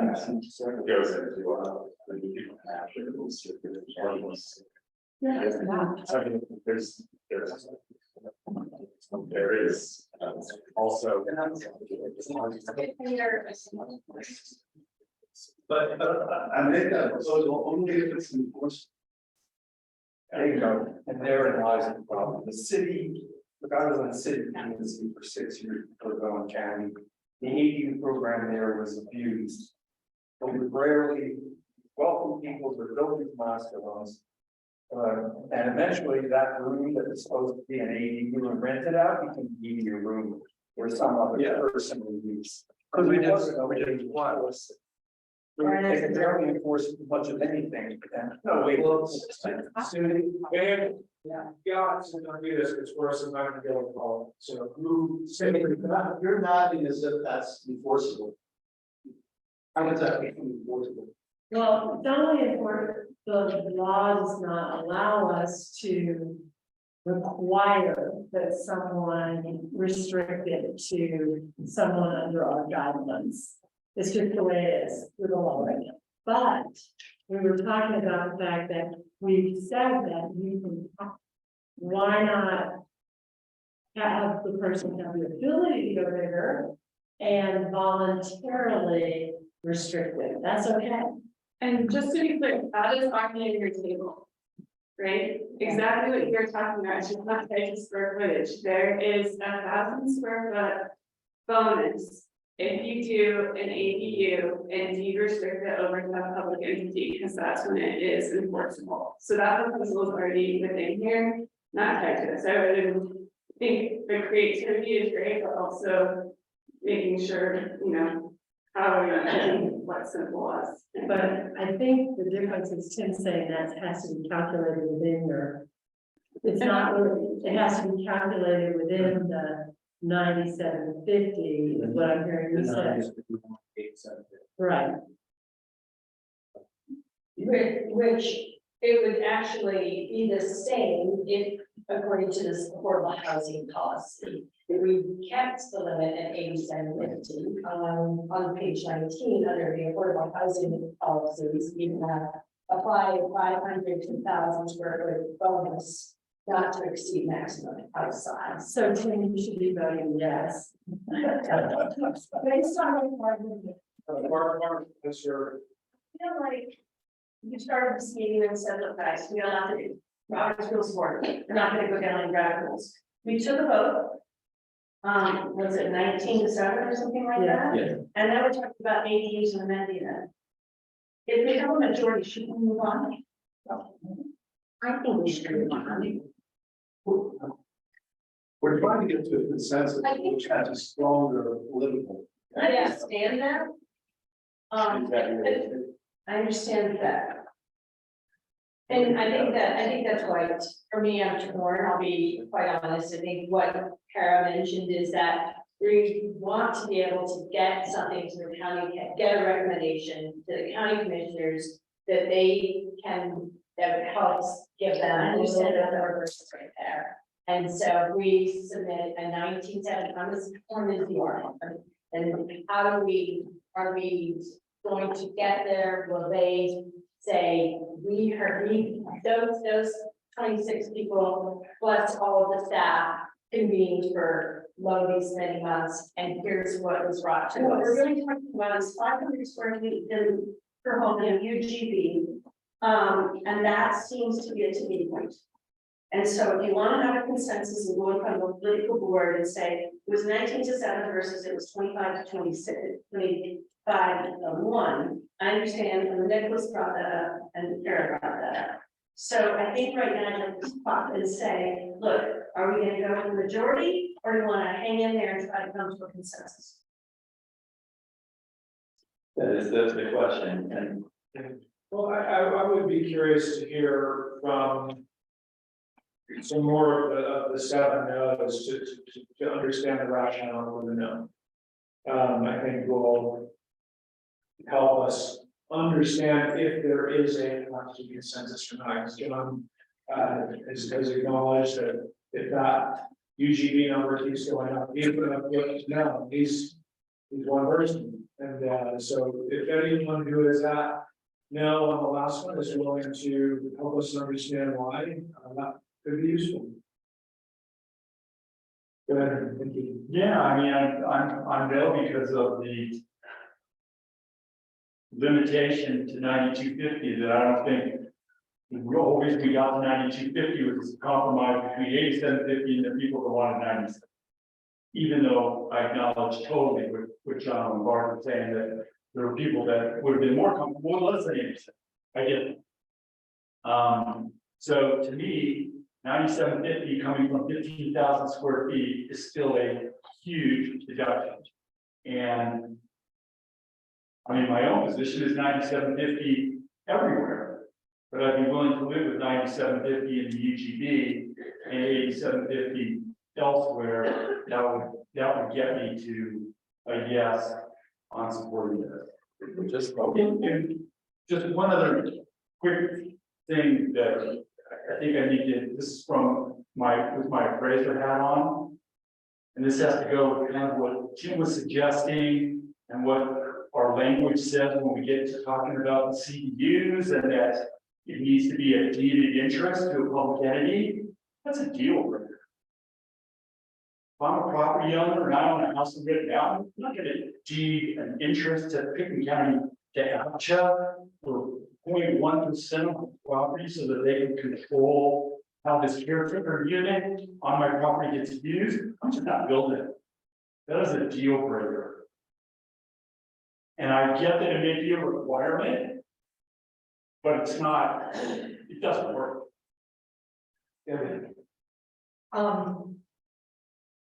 I think I'm just gonna forget what, I was just gonna propose, unless somebody really has got, more comments, that we just go ahead and vote on this. This is 9750 in the UGB. Let's take a vote. Let's see if we can get closer, and then we'll. But that's not my issue. My issue is 8750 everywhere else, so. Okay, well, I want to make it, we got to look on the floor. Yes, I second that. So what's on the screen, but with the UGB number at 9750. Glenn, you want to go first again? I go for that.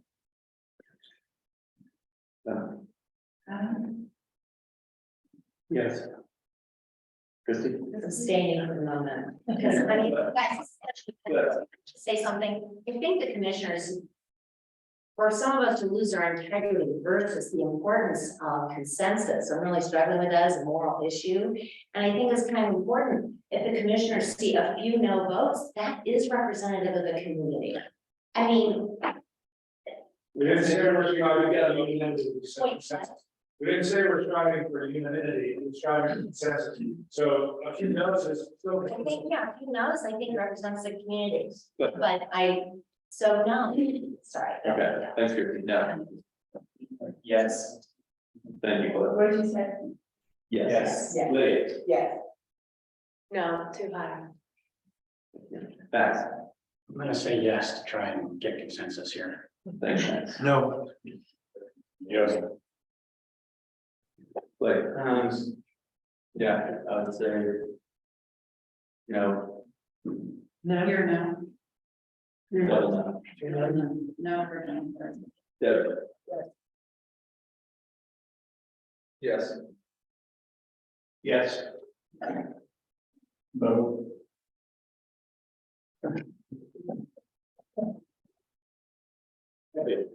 Yes. Thank you. Morgan. I'm only voting yes, and we don't have to hear from. To go around. Go around again. Where I think a lot of us are voting yes for nice and sandbox. I've been playing pretty nice, but I kind of agree with Christie that when it comes to a 5-person elected official board or a 7-person elected official board, this is where you end up. You have to sit there. Yeah. That's the- No. No. No. Yes. No. Of course. No. Yeah. No. Forrest, even tracking with us, it's pretty split on this one. I'm here. Okay, no, I'm here. I didn't hear the motion very clearly, but I'm hearing the voting. The motion is a slight revision to the last one with the 9750 UGB and 8750 everywhere else.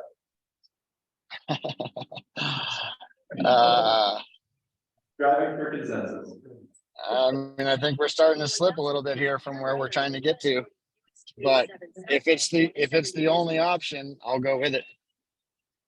It's not, worse. This one is less popular than the one before. Yeah, then I'm gonna say no then. I'm gonna stick with the last one. Got it. Thank you.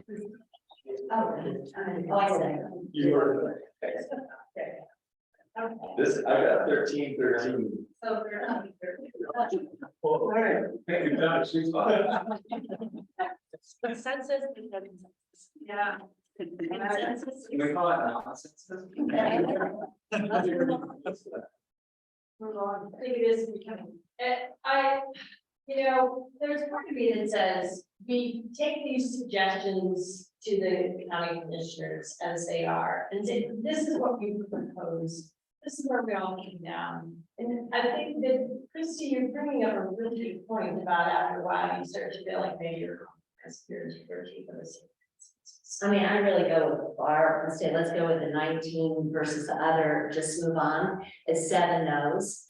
The commissioners understand there's part of the community that doesn't agree and just move on. And I think we say, we took 3 votes. But it's 3 to 1, 3 to 1 on the other. I'm sorry. There's 3 to 1, 19-7, I mean, it's 3 to 1. So if that's the community, boy, they're in pretty good shape. Accepting that. And I would just also, it would want to really repeat what you said here is, we're talking about 500 to 1,000 square feet. What you all have done, and I think that's what we can really capture in the report and the presentation, and the voice you all are bringing to the VSC is still very dramatic change. And I think that there is agreement there, and I know this is very difficult, but you should all be very proud of that part of it. So I just want to know that all of our agreement. And what I want to add is that I think we should send to them these various votes, and that being the list of all of them, and some language about how difficult it has been to try to reach consensus. This is not, compromise is not easy, consensus is not easy, especially if you're feeling like you're compromised in your integrity, and everybody unfortunately has a painful expression on their face right now. And so that's, I don't know, we want to feel good about, where we end up tonight. And maybe we won't, but I think to Kara's point, we've had a lot of good conversation, we've had a lot of really good discussion about this topic, and I think what we've done is try to make this less impactful, or this less impactful by adding in this new TDR program. We've gotten creative on it with a new TDR, the extension of TDR stuff overlay. And still have another, conversation to have about housing policy. We're not done. So, I personally do feel good that we have some good recommendations to take and to relay really the voices that we've heard from everybody over these last months. So, I was gonna say, I think landing on kind of a narrow range with 3 vote numbers is a good place to be. And I guess my recommendation, I'm not going to make a motion on the process, but it would be to share with the commissioners like the spread, but specific votes that we took with percent, whatever percent consensus on each, and not necessarily say it's hard. I would frame it like we've had a lot of agreement within this range. There was a spread, there's like where this board representing the community landed your decisions to make, but I think that kind of puts them in a position of like, here's our range of options.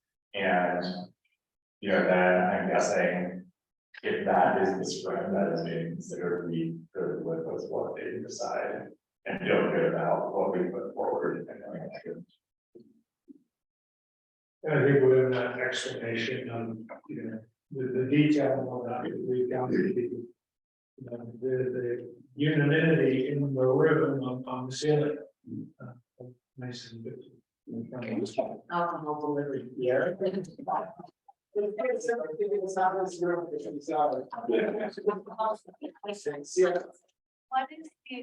you remember what the results were from the 9250 max?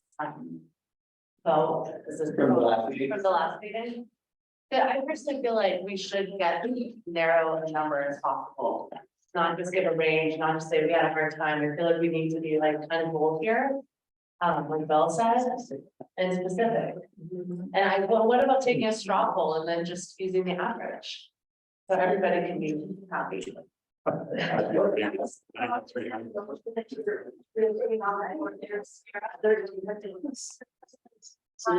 can answer one of those questions. Okay. What's, 9250 in our last meeting, just for context, and we didn't have everyone, was there were 4 no votes. And I wasn't here, so can I go down? Well, we're not. You're not going to get the conversation. I think this is representative of normal political procedure. I don't think you're gonna get everybody saying yes on it. And maybe that's what you need, or you feel like you need, but I feel like this is a pretty good representation, and it's never gonna be perfect. But I think spending the range from the 3 different votes that we did, 87. We did 8750, 9750, that was a vote. We voted on 87 everywhere, and we voted on this, and then we voted on this with 9750. For all of us. And I thank you for bringing that up. I think this discussion is what's critical for the board, more than any numbers, right? That you tried. You tried, and this is where you've all made it, like it's community. That's the conversation, that's the backbone that you all are going to deliver to the board. So do we use the vote with the fewest number of no's as our final, or do we have to give this range? Because I just feel like if we give a bunch of answers to the commissioners, they're gonna just go through the same process we have. Like, where is there the most consensus? Because I heard it within the 9250 max. I would just offer for this. You all have narrowed to a 500 square foot range. The board is going to come in and they're gonna hear people from all different levels. You've given them a pinpoint of a 500 square foot range. That is very significant. That is a huge bullseye for them. It is up to you if you want to try again, but I don't want you all to get too caught up of trying and continuing to hone in and realizing you have honed in, that's what you all spent months and months and like you for discussing. I just, for me, seems to be a time. I'd like if you started something different, we have everybody voted, what it would take to get them to vote. Yes, Randy was the first, and we heard what he wanted. I think we need to continue that process rather than quickly vote. This is what happened. I'm saying go around the room to each of the no votes. What do you need to change your vote? Otherwise, I'm concerned that consistency here. 19 to 7 goes to EOCC. Nothing's going to happen. And this is probably the most important thing we need to deal with. In 10 months. Once we get this nailed down, and there's a compromise, and no one wins, then we can move on. It looks more like 1 board and 2 great. Yeah. So you get with Joe Manchin on the phone? Like we did ask something, and answer, so let's again, we can't go around and, so. Any of those no's beyond Randy, the 6 remaining no's, if you could explain what it would take to get UTS. Because we actually, 9750 moved some of you actually in the opposite direction. There were people who said yes to 9250 in UGB, who said no to 9750 in UGB. Exactly. So, and Michael, that's precisely my comment. I spent several years on Capitol Hill in Washington, DC as a staffer trying to find the elusive 51st vote in the Senate. And whenever I found it, I lost votes going into it. But I think we're in this circumstance now where it's enough already, time to move on, and LMO, as we say, and some other organizations that I'm involved in. This is gonna be a contentious issue, we know it's gonna be at the WOCC, and it's gonna be subject to debate, we framed it up. I'm confident that the co-chairs can put together a statement that we tried mildly, and this is the Goldilocks, not too much, not too. And we can convey that and let the debate continue beyond this room. We've got a ton of other things to do. So let's move on. Second. Yeah, everyone. I don't want to linger on this too long. Hold on, tax, start the last, butter, back. I think we've all said this a little bit, but I think this is fine. I mean, I think what we're trying to say is we really need to come to a consensus. I think if we peel way back from when we started this is a consensus. I think to the BOCC, this is going to be that. Yes, it's not 25-1 at exactly the same square footage.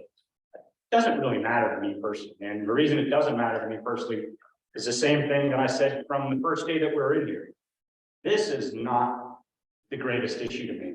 And I think what we put together everywhere else should prove that. You see what we've done here that is so much greater than just this square footage gap. I know that's what's going to make the papers. I also know that since it's going to make the papers, that's what we're all going to hear about, right? And people run into us on the street. Well, how did you get to that? Why'd you get to that? And I'm going to say, I don't know, and I don't care. Look at the policies that we put forward that really got us to this amazing thing. And we pushed the bar really, really far on all these other things, which shows that when we do that, 26 homes are left that are available to even be argued about here. That's because all of our other parameters have cut down so much on them.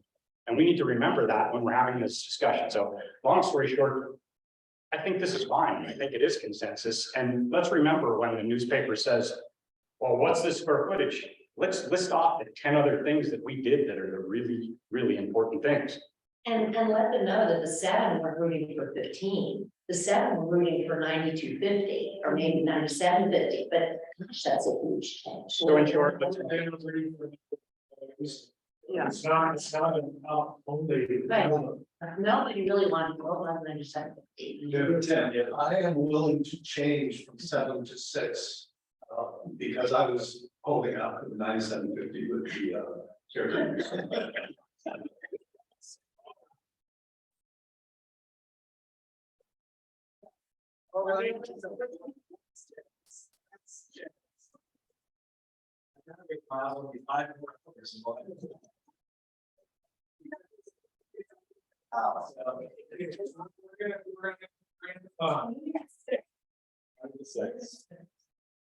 Okay, so.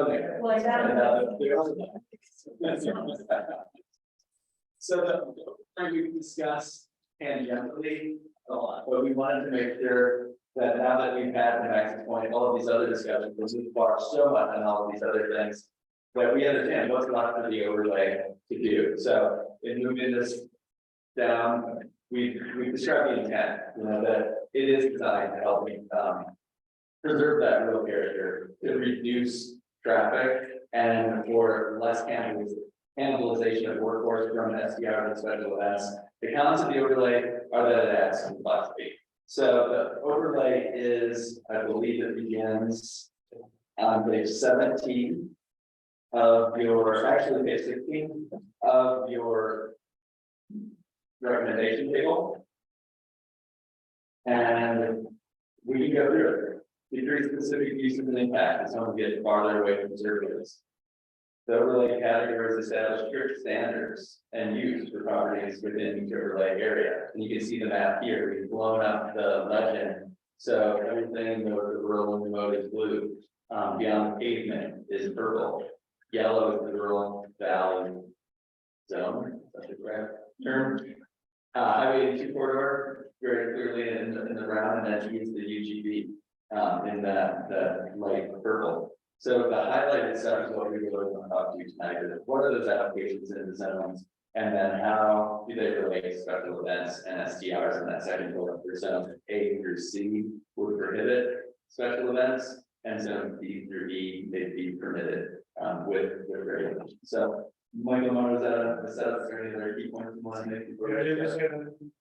the permit versus permitted versus prohibited is special events and short-term rentals, so that's one of a lot. Can we split those? What's that? Can we split short-term rentals from special events?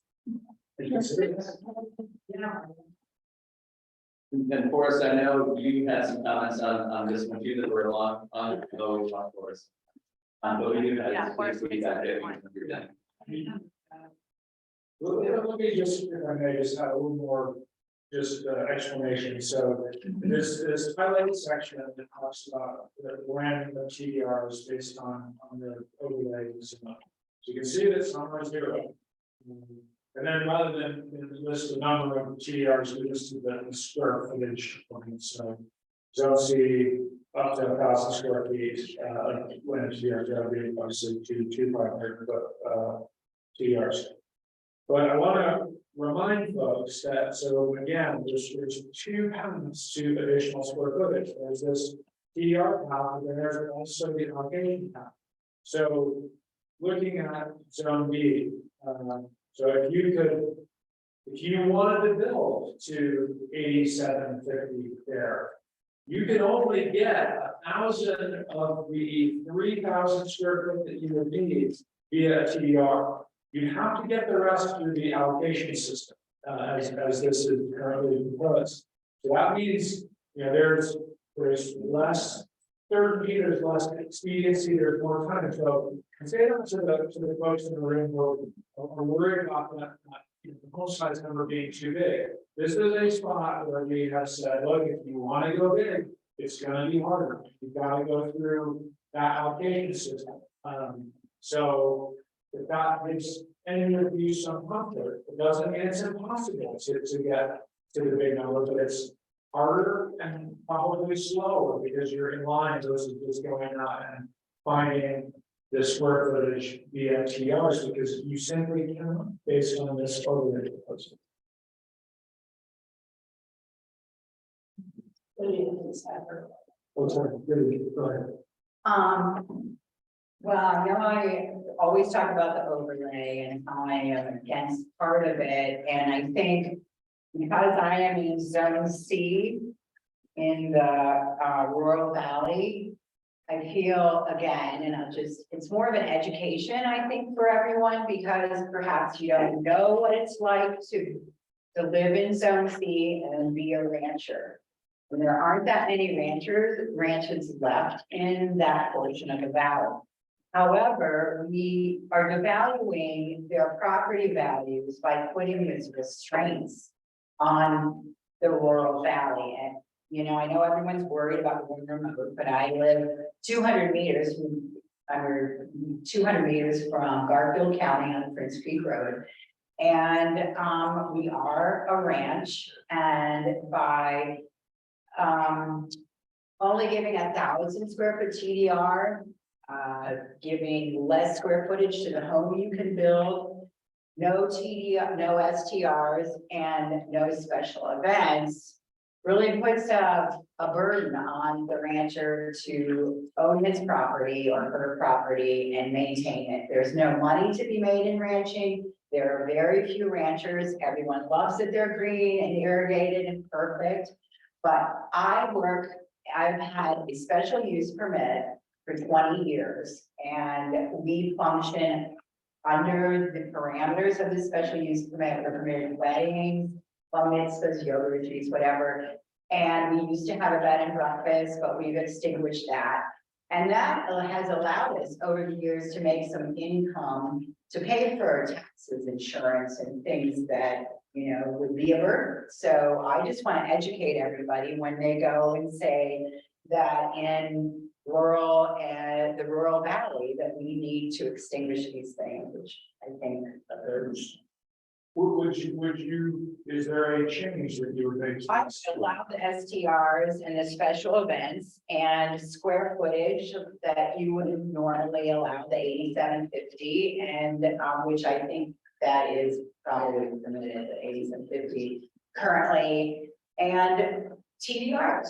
I mean, you should be able to function as everyone else in the valley when really next to me, you know, is a little subdivision. There are 2 subdivisions up Prince Creek Road, and I feel that it's a burden to the rancher, even if they only own 60 acres. I mean, we have 224, but 60 acres, I mean, it's a burden to own property. And if you could have, you know, a bed and breakfast, or you can have a Airbnb, or you can have weddings, and those come with their parameters. I mean, I function under strict restrictions for time, you know, music, alcohol, the list goes on, but I just want to educate everyone to reconsider when you're looking at these parameters. And Fred Forrest made a similar. Yeah. Just, you know, so, sorry, I'm not paying attention to who's next, and you're listening to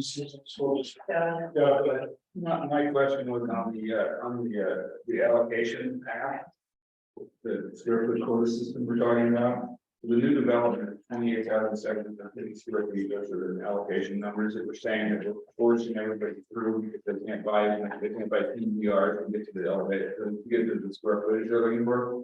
Is the 28,750 on top of the 57, so if I'm building a 7,750 square foot house, I can buy 1,000 square feet of CDR, and then I gotta get another 1,000 from the allocation system, right?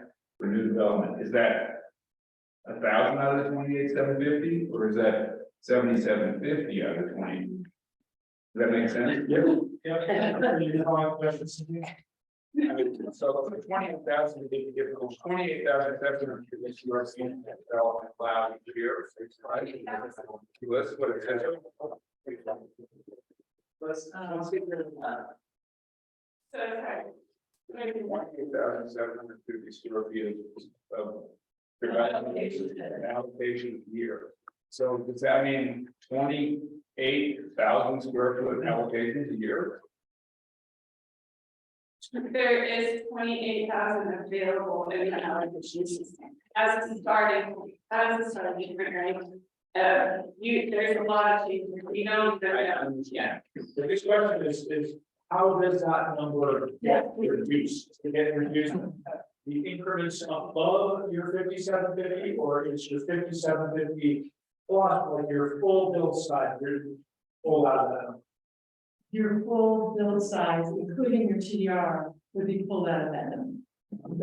So it's not gonna be. That's what we want to talk about, because the allocation has, we've talked about this a lot, where the allocation has to represent a full amount now. That's what we talked about in the room, and that's the way this has been calculated. That's what I'm trying to understand. No exemptions. Is that how it currently works? Is that how it currently works? No, in the old, remember the day when we were talking about spring, and we said, let's look at the way we used to do growth management, where everything was counted, and that's when you paced more. Because what happened, we were looking at units, not square footage. So now we just kind of converted that to square footage and say everything counts, because quote, in the old days, what we would do is you would say, okay, to have whatever the percentage of rate of growth that people wanted, which was 2.47%, that meant 24 units were available every year to keep that pace of 2.47% growth rate. What happens is that a lot of people are exempt. Pre-1978 lots were exempt, so anybody who had an older pre-1978 lot could just come in. So that got subtracted, but there was always a minimum amount available for new development every year. And that meant that if everybody in the world came in and built those 24 units under the exemptions that were allowed, pre-1978 lots, et cetera, then there was always 7 available as a minimum that could be there for new development. So this is that same thought of the square footage. The idea is you set the square footage so that you are anticipating a certain amount of new development. as well as how many TDR square footages are gonna be used. Probably not the extinguished square footage, but the other square footage that's used, you subtract that, and then you always have a minimum available for new development. Does that make sense?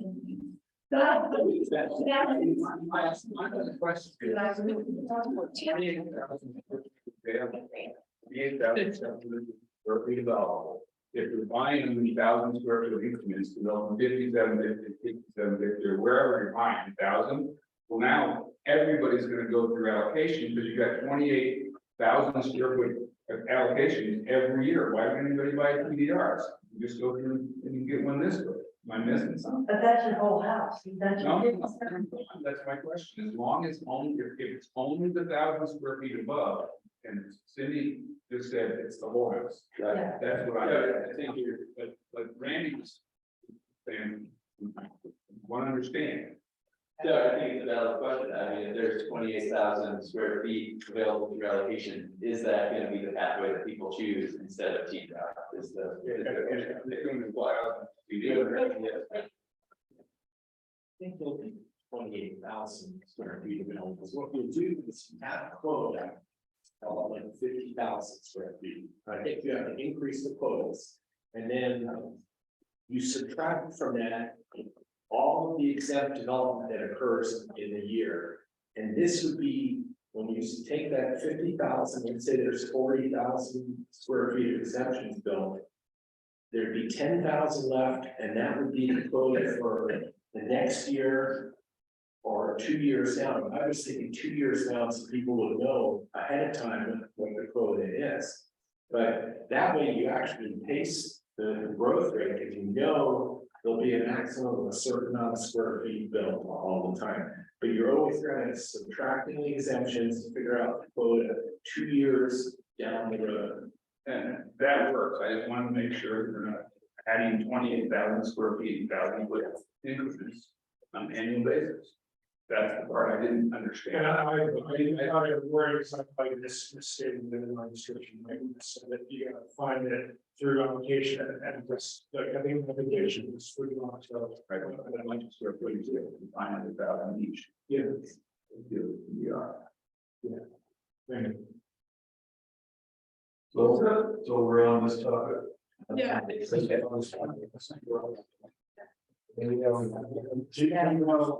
you want to move to this topic, because, you know, you brought up some other things.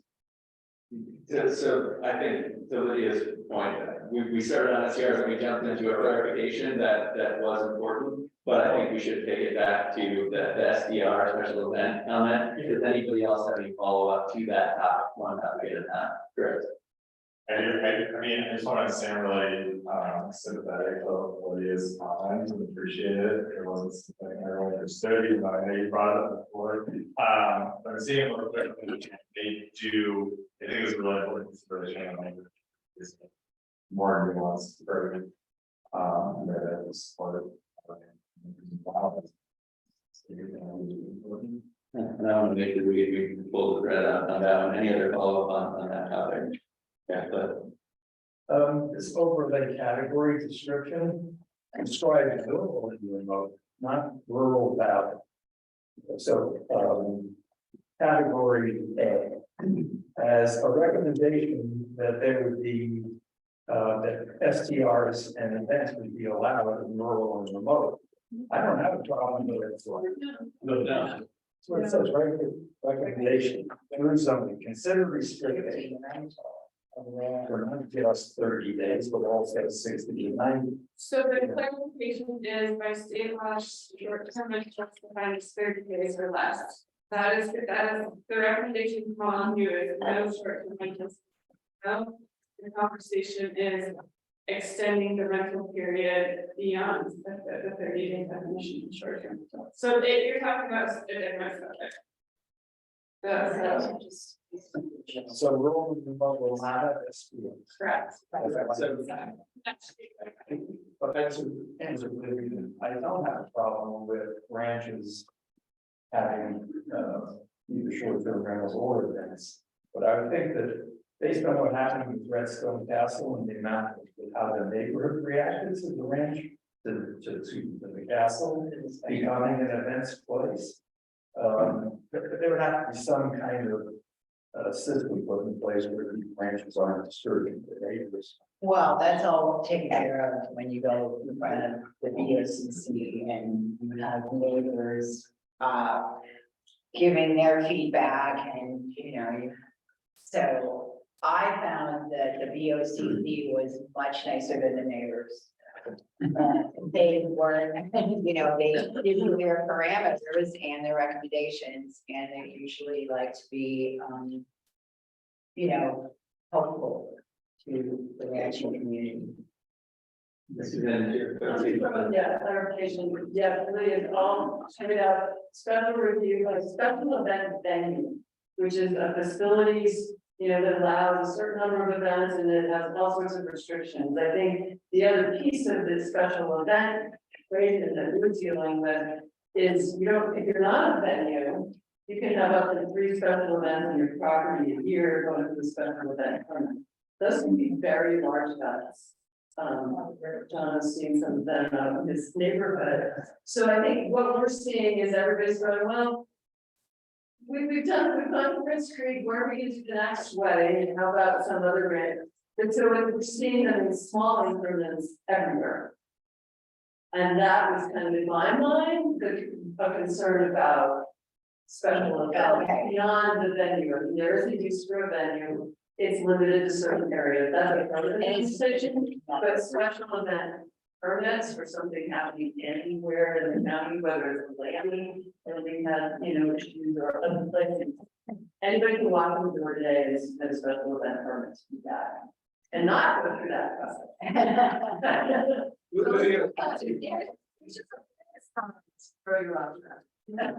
Miles, what are you up there for? I'm just, sense of direction in the room for what we got here in the proposal is getting C prohibited. C may be permitted with revised special review, so. Lydia, I think what I was hearing you make the case for is that you take C out of the prohibited zone and move it into permitted with special review. Is that a way to move this conversation along and put a motion on the table? What about short-term rental as well? Short-term rentals and special events were included together, Christie's point, maybe we split them, but I think maybe they want, I myself am not even, anyone opposed to that amendment? Which is special review. Which would be A through B zones prohibited, so the blue and purple, yellow would be allowed a special review similar to C and D and Highway 82 UGB. For special events. Special events and STRs, or do things, let's take one by one, for special events. Thank you. I'm not as concerned about special events as I am SGO. So I think we'll split them apart and take special events. First. I have a question, is a special, let's say I buy one property to roll remote and I want to marry my daughter there. Can I do that, or do I have to get my daughter? So.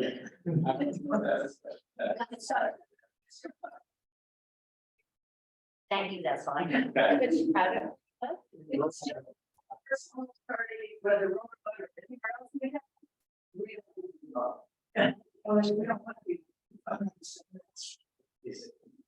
Saying that you can't be a special event venue in those areas, or you can have no special events. They're different. Yeah. Right. I'm gonna defer to our. Honestly, yeah. So, Well, I mean, it's a big difference, because if there's now and then there's a special event and you get a permit for it. That might be okay, but to apply to be a special event venue where you always have special events continuously, that's a different deal. It is. Could we, to that point, because I think this is an important conversation, could we move with the special event, special review? And that the part of the recommendation is to review how special, I'm totally speaking out here, but how special event venue but there's a recommendation somehow about reviewing the special event venue criteria as it kind of aligns with the intent here. Yeah. Can we take it in three steps? It's a decision on special events, one-offs, a decision on special event venues, and then SDRs. Take it in three parts. Special And events. we're just talking about Zone C. We'll take you to those categories individually and talk about the prohibited settings. Just a clarification, for a special event venue, which I understand if you would be correct, you consider yourself a venue. So it's a commercial enterprise. Correct. Correct. Is every special event venue a commercial enterprise? Yes. Ones that are. Whereas a special event is not necessarily commercial. No. We're permitted a certain number of events with a certain number of people. Number of attendees. So we went through special review to get that. Definition, yeah. So it's a permit that we function in under that comes up for review in 2025. So the decision to attack it first would be for special events, not the special event venues. Down to your point, that would be the commercial operation. And moving that from a prohibition as it's written here, A through C, to a prohibition of special events in just A and B, the rural, remote, the blue, and the B beyond the pavement. But this is with special review. And then it would be permitted in zone C through E with special review. Yes. So nothing in A and B. Yes, right. And we're not talking, just special event, not special event venue. We're talking about special events first, and then we'll get special event venues. Yeah. I just have one last, I'm sorry, I'm just not quite clear, what is a special event? And what does that entail? I know there's a lot of different, that can very broad term. Yeah, I think we're thinking about somebody on the property, not a race or whatever. Like, so somebody who is renting out their property for someone else, not your own daughter, but somebody else's daughter to have their wedding.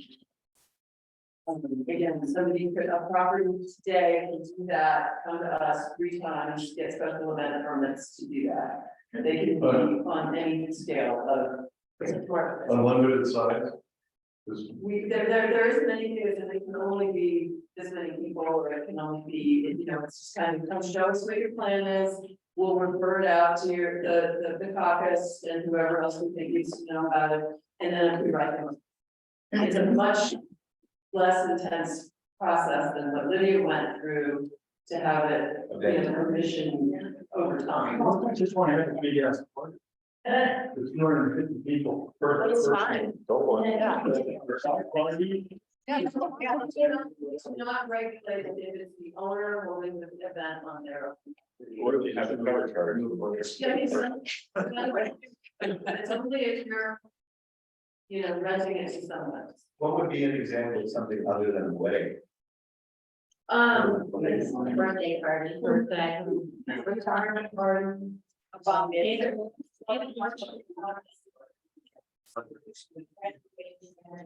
Yeah. So we have enough clarity on what we're talking, just standalone special event. Yeah, special events, or do they just kind of roll through? I would say those roll through, if there's anything that triggers some huge red flag for me, I send it up. So That's not the big. what's the problem with the system now? Or is there a problem? The scale of some of these are pretty stunning. So again, is that what we want to see out in the rural landscape? With, you know, the one that we saw had 3 massive structures erected, it probably took 3 weeks for them to set up for the wedding. It took multiple 18-wheeler semi trucks to come out there. I mean, it was, you know, so again, that's. But I say that's the top of the scale, obviously, but that's the question is that okay in anybody's neighborhood?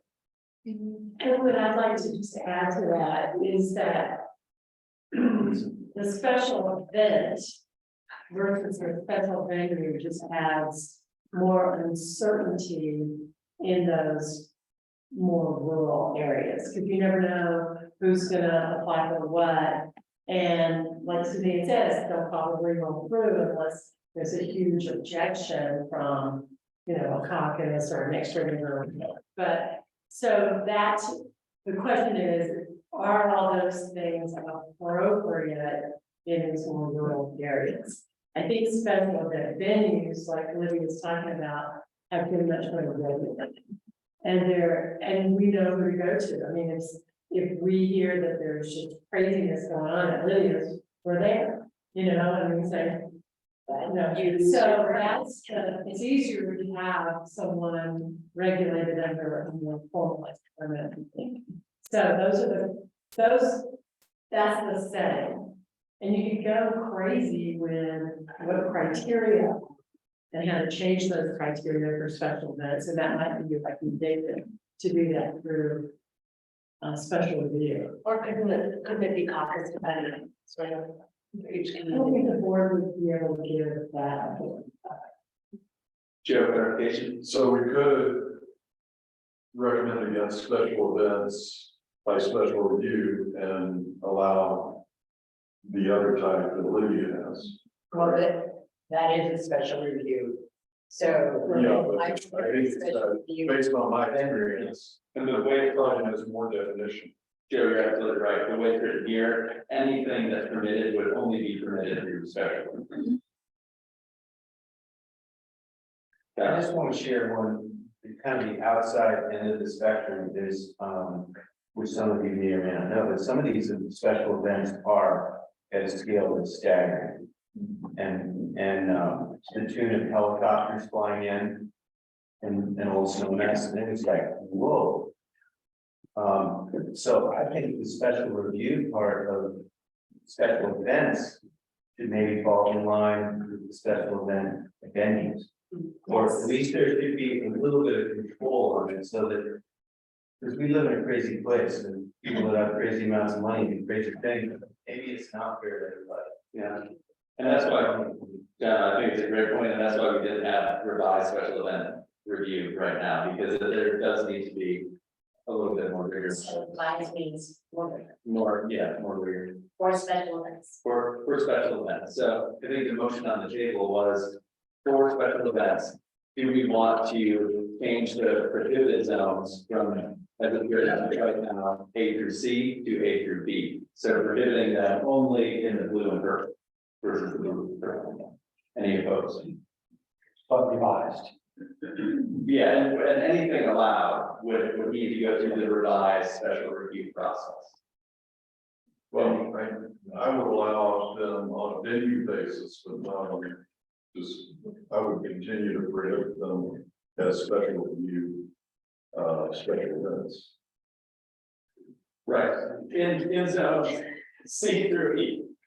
Not in zone A through B. See through, Yeah, I'd actually have thrown the highway myself. That's okay, weird. all right, well, I think we successfully decoupled FPRs from special events. And for standalone special events, they will continue to be prohibited, but in A through B, not A through C.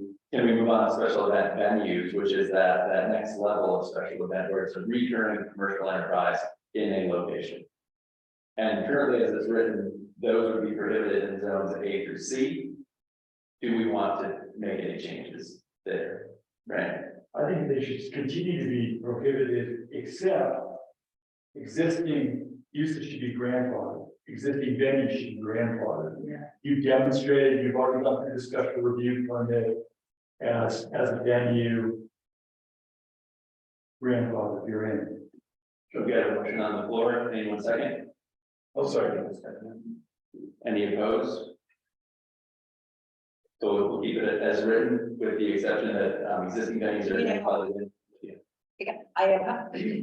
I'm in opposition to that, just because, say a property changes hands. And the new owner lives in, I'm not talking about rural remote, I'm talking about in the rural valley. And they buy the ranch or a piece of property from someone, and they need some help with that piece of property, making whatever improvements they need to make, or I'm not even talking about improvements, I guess, but any monetary funds that they might need that would entail having a special use permit if they have a venue. So I think again, you're evaluating, the person's ability to function as a landowner on their own property with being able to host an event. Do you want to respond? I'm more concerned with the present ranchers and not the new ones who buy it. I'm not concerned with new buyers. They got more money than I ordered it up.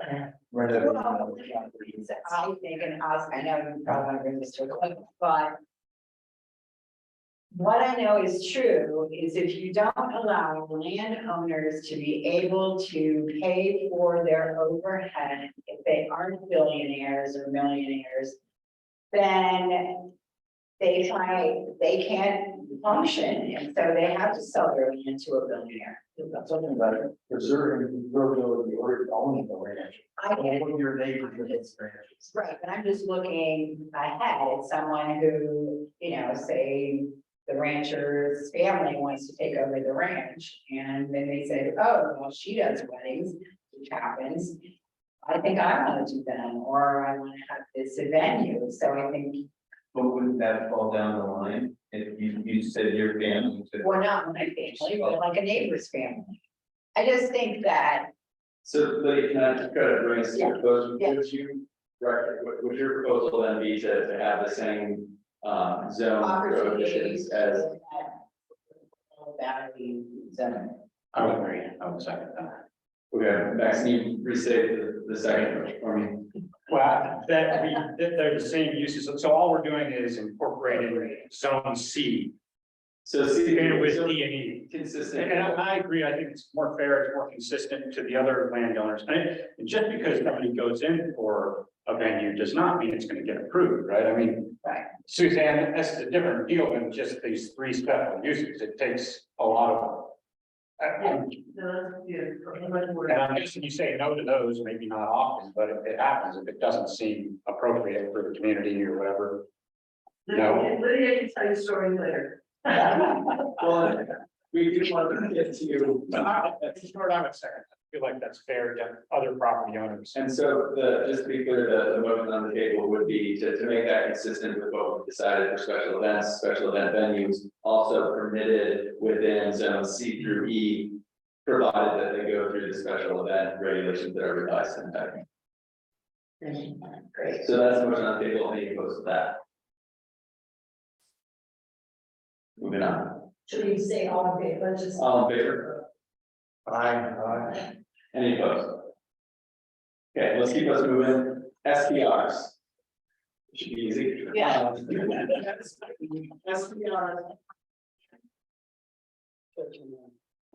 We have some, it's 6:40. Let's keep this moving.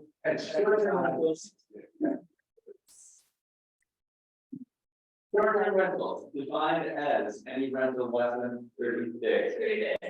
Right now, as written, they are prohibited in zones A through C, permitted in zones D through E, with a revised special event review. Any? Or special review? Special review for SPRs? No. Okay, well, the next. Okay, so that's an example of something that's. Well, that's.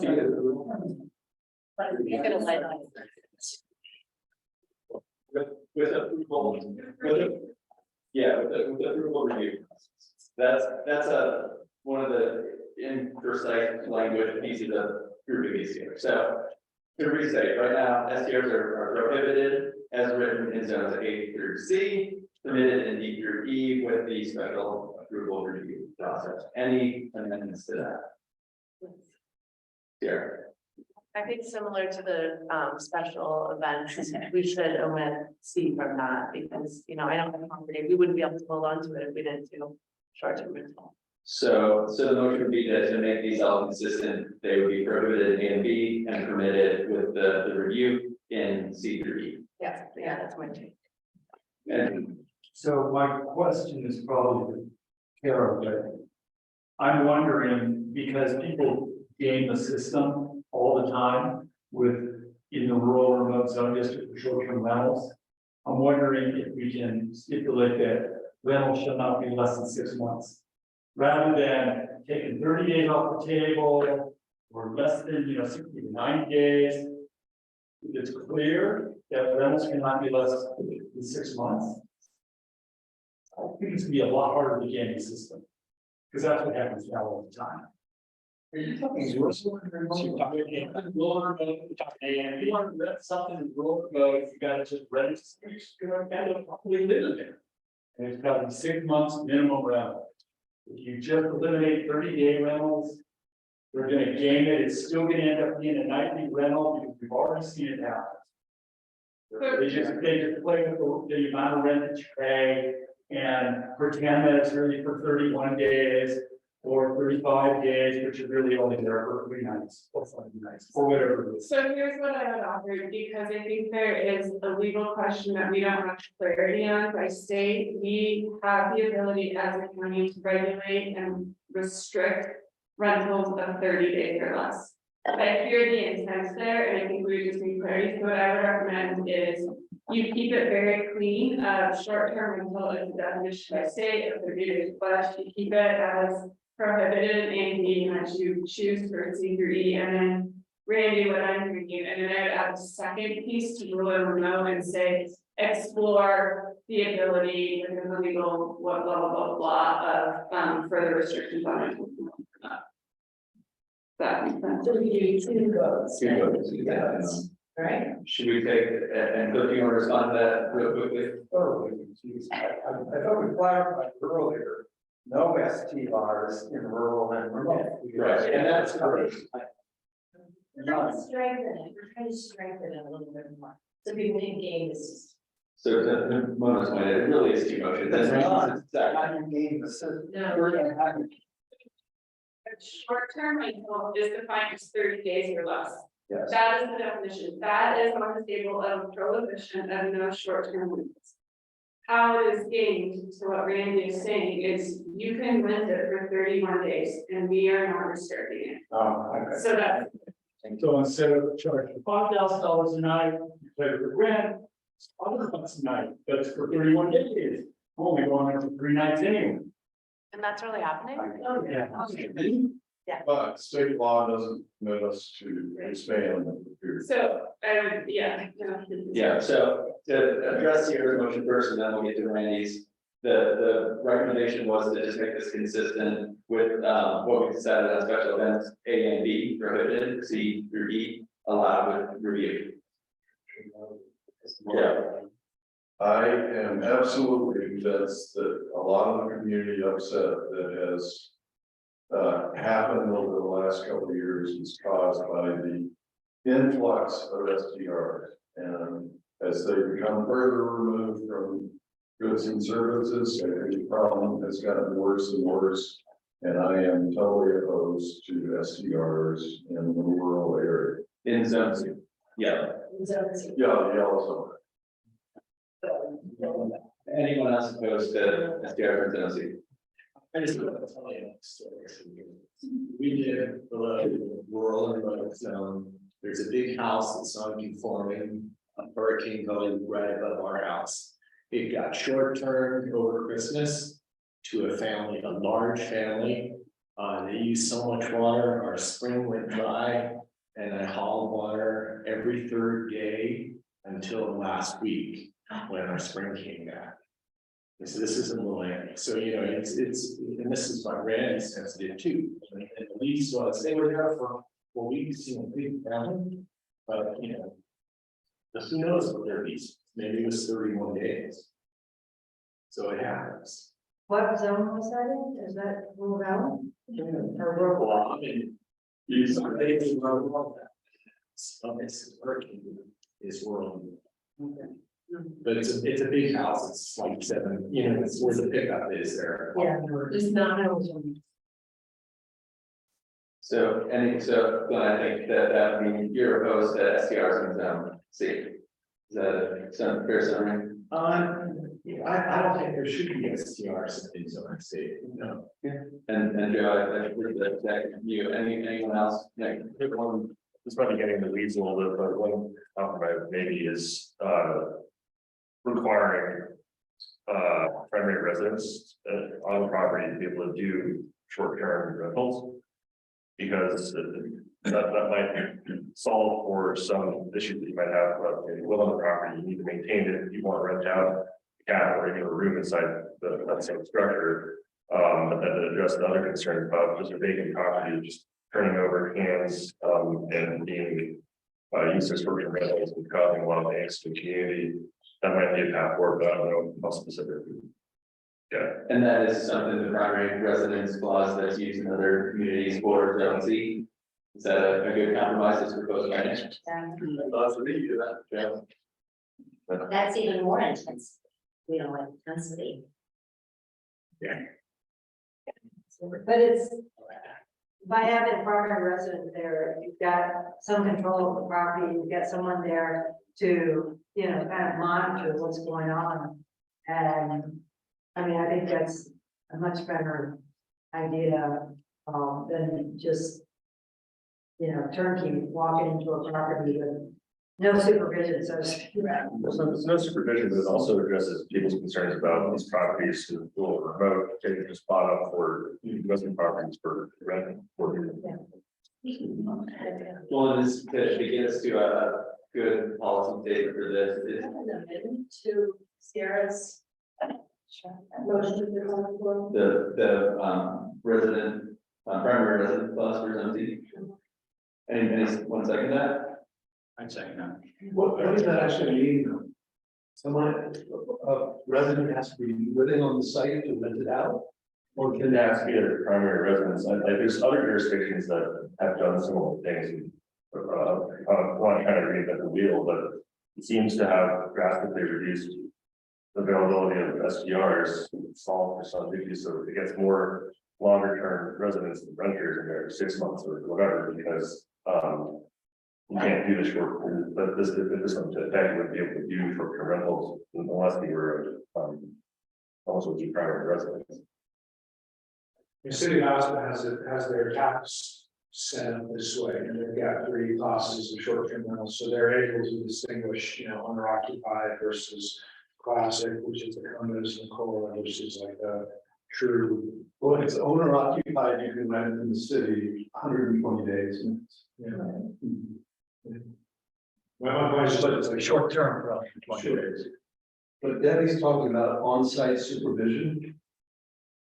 Right, primary residence, so you have, if it's your primary residence, and the short term in and out, and at least got some, supervision of what's going on. They're owned by the owner, because it's somewhere. The owner is basically renting out, not some rental agency that has no concern about what goes on with it. And it is common in other jurisdictions that have a similar, you know, owner occupied primary residence clause. John? Forgive my ignorance, I don't understand this one that well, but I'm curious, the group's take on if zone C was actually, instead of short-term rentals, if you actually increased that time frame, 3 months or 6 months or whatever, is that something that people would support, or would that help? I would caution from going there because we don't really have legal clarity above the 30 days. I would really stick to what is your policy recommendations around 30 days short-term rentals. Just because I think there's more ambiguity and more uncertainty of what actually could be done for you all. So Maria, just to follow up on my point, would that type of a scenario work in your case? You're supporting short-term rentals to help you with your ag property. But couldn't that be a long-term rental? It could be a long-term rental, you know, we had a B&B for like 10 years and it did bring in quite a bit of income. But that was, you know, week-long rentals. So that doesn't help, but I can see what the difference is between Aspen short-term rentals and anything from Basalt to Redstone. I mean, we just don't generate that kind of interest or partiers and, you know, people want to be close to Aspen. You could do it geographically, I guess, if you wanted to, but. I understand what you're all saying as far as, renting home, you know, people renting their houses short term over the Christmas season. And things getting out of hand, Glenn's situation would drive me crazy if I had to deal with that. And, but I can see where people, you know, like Sierra, who rent their house out for short term. 120 days a year. So I want to move this along, Yeah. Senate, where you're talking and can't see here, so there was a motion on the table to allow short-term rentals in zone A through B with a potential amendment for zone C to require a primary residence clause as a compromise. Not allowed. Yeah, you don't have. Yeah, sorry, it's been a long night for all of us already. Is there a second for that motion? With the primary residence clause for C? I'll second. And any opposed, Joe and Cliff, or Joe and Glenn, you were already. Any others opposed to that? Can we do it both? Yes. So you state the. Motion is short-term rentals prohibited in zones A through B. In zone C, short-term rentals would require a primary residence clause. Short-term rental would be permitted, allowed in zones C through E with special review. So this restriction is not countywide. So that these areas of subdivisions that are in the county that are adjacent to the city that have different rules for short-term rentals. The question I've been asked by a couple of boards that I work for is, these short-term rental policies going to affect these closed-in neighborhoods? It's Yeah. not. Countywide, so that, Which is how it is set up today. okay, so that their covenants and their rules and regs, could say 2 weeks, 2 times a year, or whatever they're saying, that will all be affected by this change. Covenants are not restricted by the county. Covenants rule for your specific. So the covenants are more restrictive. So if the ACO says no, then that's the question I've been asked 100 times. Except the HOA. Yeah. Okay. Gentlemen. So can I call the vote? We need to restate. Yeah, they do this. Okay, to restate, short-term rentals would be prohibited in zones A and B. They would be allowed in zone C with a primary residence clause and special review. They would be allowed in zones E, D, and E, with special review. That makes sense? Yes. Okay. All in favor?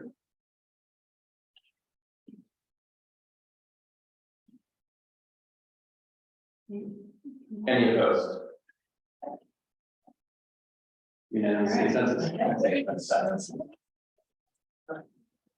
It's good place to stop. I make a motion, we passed the overlay with the amendments. Well, I'm sorry, I know everybody wants it else.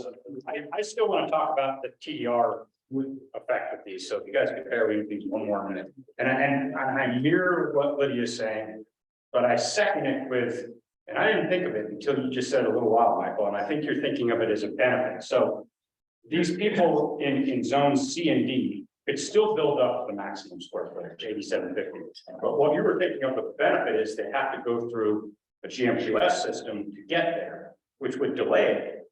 But that, if they're not allowed to use TDRs, we're not getting something out of it, right? People can get there. Sure, it takes them longer, but they can still get there. Whereas if we're requiring them to use TDRs, we're bettering that TDR market, which to me is a huge thing. We're throwing more TDRs into it with this RTD approach.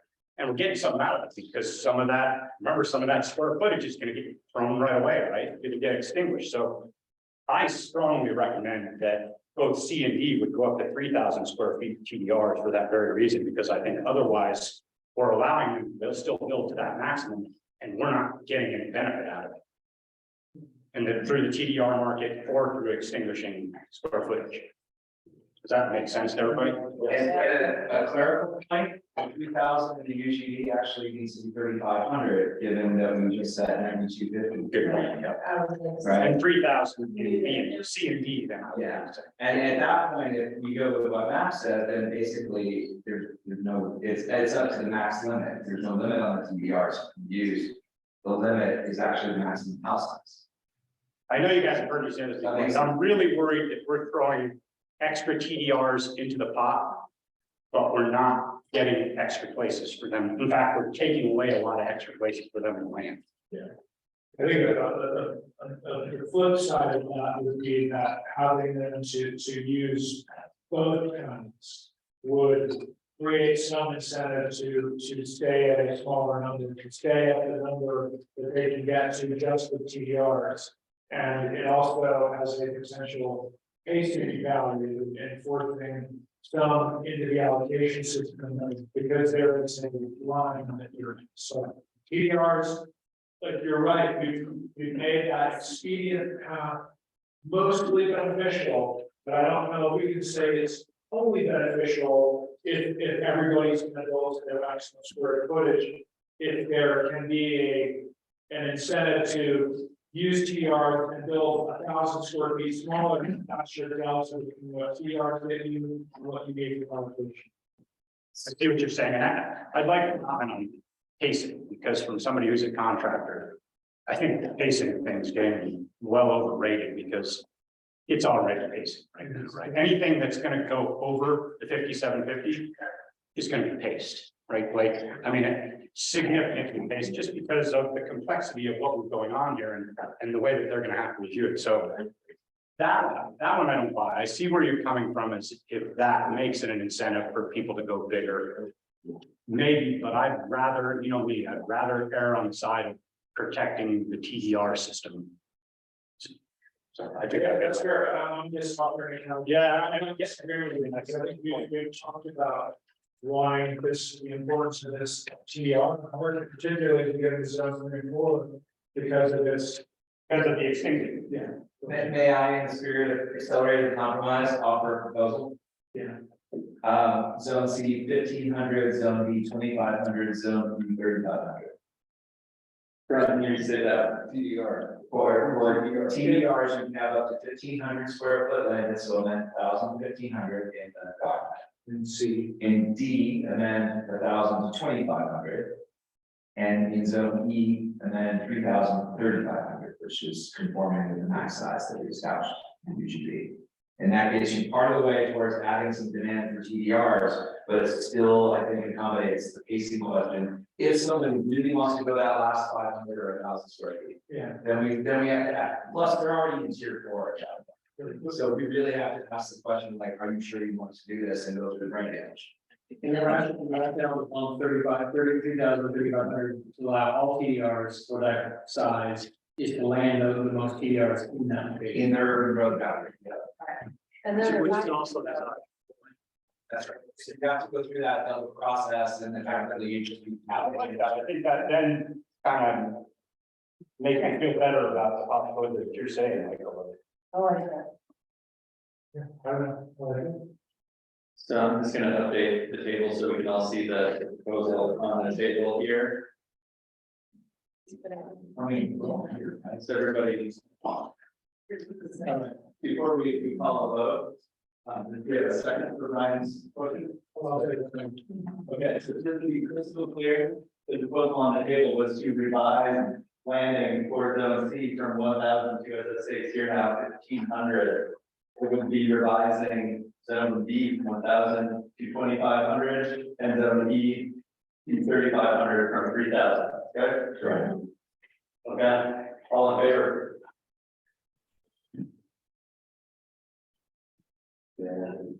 Good morning, buddy. Stay. Yeah. Right. I'm with you. Any opposed? 1 abstention. Okay. Two. Wait, you spoke? Yeah, I'm listed over the next round. Do we want to go back? Is this the end of the voting? We still have. I was gonna ask the group after this vote, if we could extend 7:30, we're almost there. And then we will go and have a little party up there. What's the alternative, Moss? We call it here and work with the coaches on all the strategy. I think that's a good idea. 7:30. What else do we have to cover?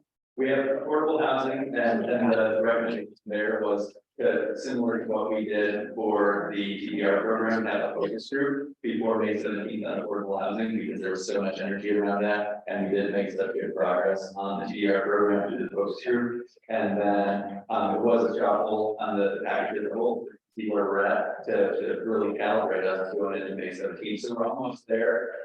20 more minutes, I think we can get through it. I would make a motion for focus group. Yeah. No. Yeah. Yeah, I'll second that. Yeah. Like that on tonight's table. Yeah, so let's Okay, let's call that vote. So we have a motion to second on focus group for affordable housing, all in favor? Oh, yeah. Any opposed? Passes unanimously. And to circle that, I think we have very majority consensus here, but we do have some clarifications that we want to be able to follow up with. So that gives us enough direction to move this forward into the final report. It's the will of the group and coaches group. I mean, I think that there's probably, we're moving kind of quickly and it's a little bit difficult to understand and kind of put it all in our heads. Because there, we knew we had a line on here on our notes, and we're gonna have to recalibrate the PDR system once if we adopted this new TDR program, so it will have to be recalibrated. So, I mean, we can send that out. I mean, we can just vote on it. You did it. We did it.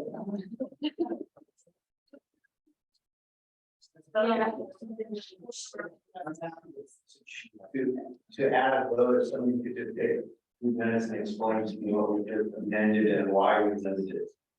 Is that even quite good? Right? We're allowing the landing of more TDRs in the zone C, D, and To increase the market. E to increase the demand for all of the extra TDRs that we're generating through our prior conversation, allowing the existing residents.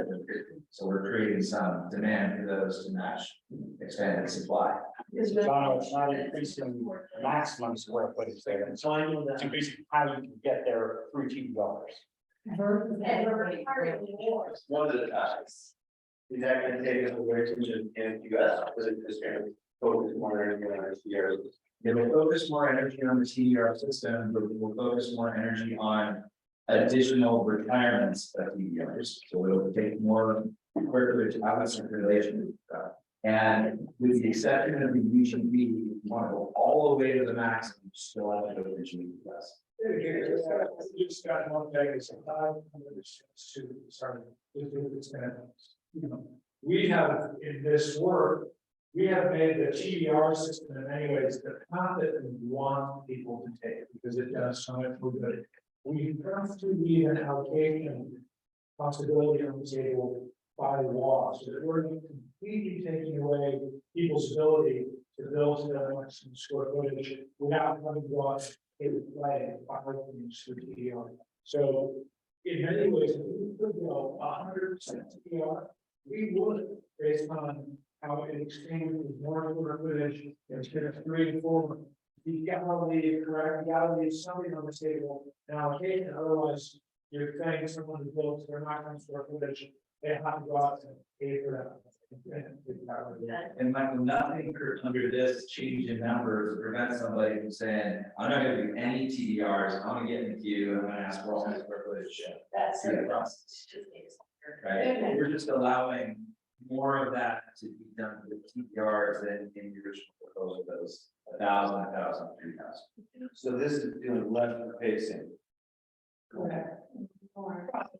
Okay, so that as TDRs get linked, this is very obvious in the playground, it becomes part of the annual allocation. So what actually gets built, and then the future year actual allocation, it is all this before. Right, it's 28,000 square feet from Maryland.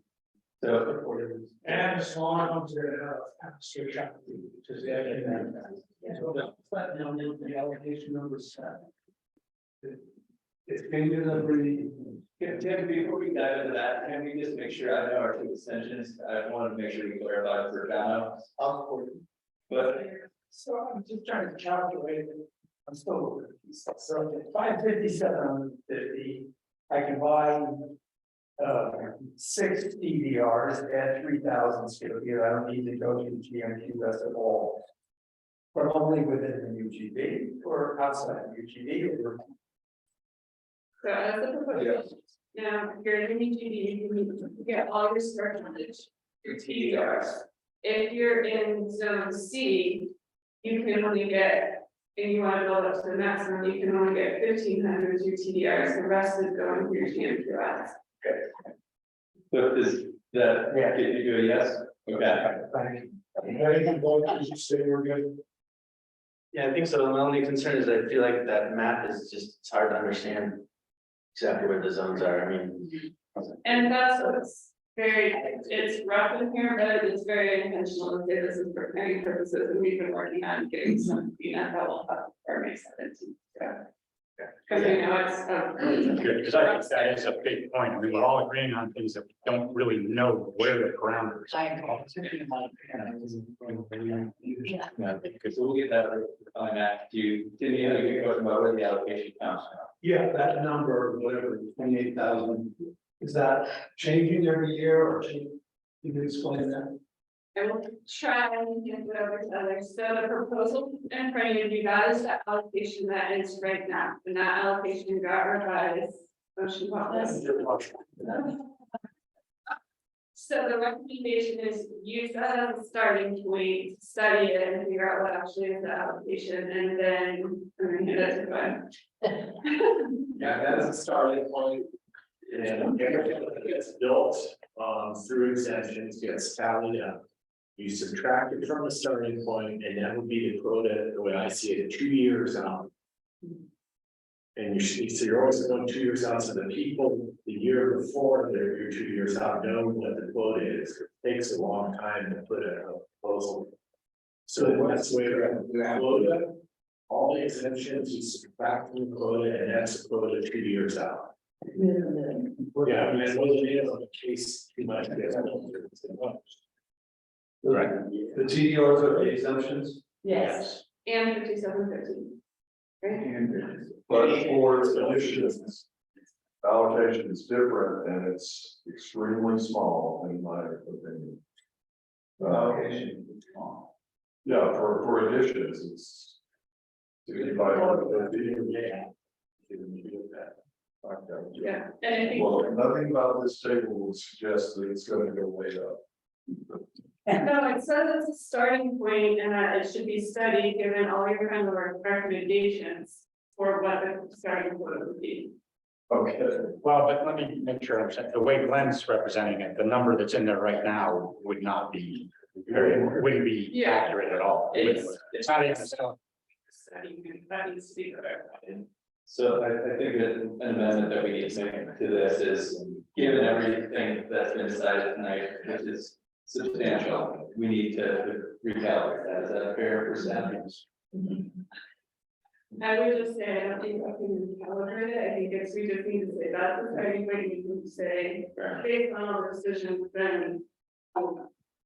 So I just, That's a start point. can I ask one opinion, based on this, and the way we're talking about changing TBRs and all that, is anybody gonna go through the allocation process? I mean, does it make sense if I wanna go to my 8750 and I can't buy it, will they go through, you think, to get there, or, I mean, they. It should always be the option, and if you adjust the criteria of how you get growth management, you would get winning proposals. If someone gets through it, would be offering things for major community benefits. You have to redo the criteria. So we wanna keep on this allocation system in place, is what we talked about all along. So you can't get there real quick. And you have to buy the law, provide and not. Yeah, so you give that alternative, but it's gonna take a lot of creative thought to redo the criteria for how you get above threshold. So that it's in line with what we've done here. So when you say criteria, are you referring to the old scoring system? Because that's a special year, it's not a scoring system, It's a special review. right? With standards. Without points. With criteria. But yeah, that's the criteria that we set aside, and those criteria we based on the new thinking based on the house.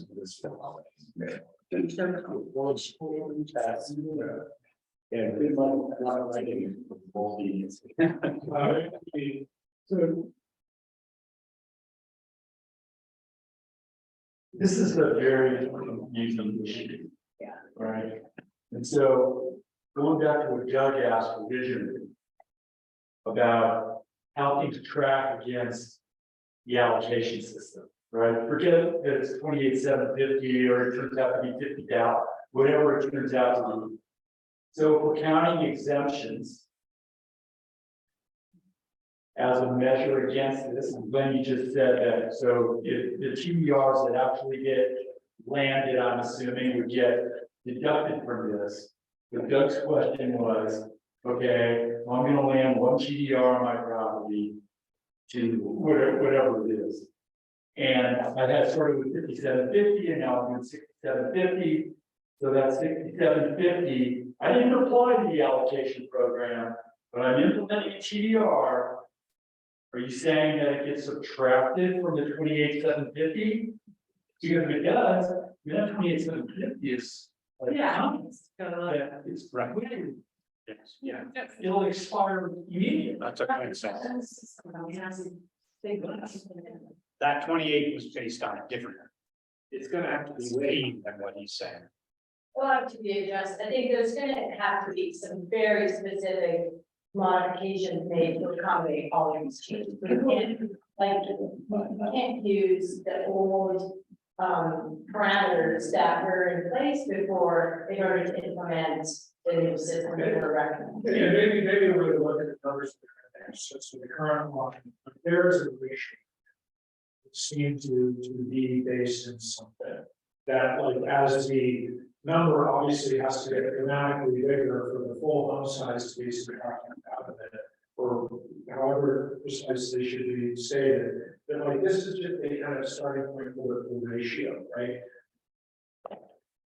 I don't know why you're calling that a starting point. I mean, that number is like a no meaning at all. Yeah, so maybe just say, is that a money start?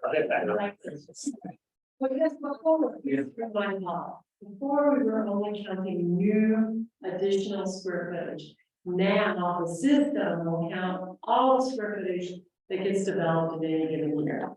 Which means that, or gets approved in any given year, which means that we're keeping a better tally overall on all those things we've been talking about. And then, I mean, that's Glenn's. Over 10 or very low, you're gonna grow pretty much at the same rate every year. So you're not basing how people pull buildings. You know, over time, how much square footage is being built in the county.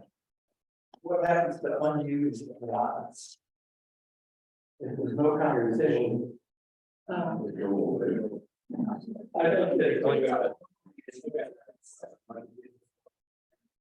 It's pretty tough. I mean, they'll like this issue, have they want to.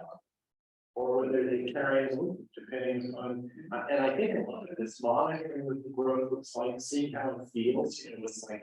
It's like last summer around here, where, you know, that's what you gotta think. Okay.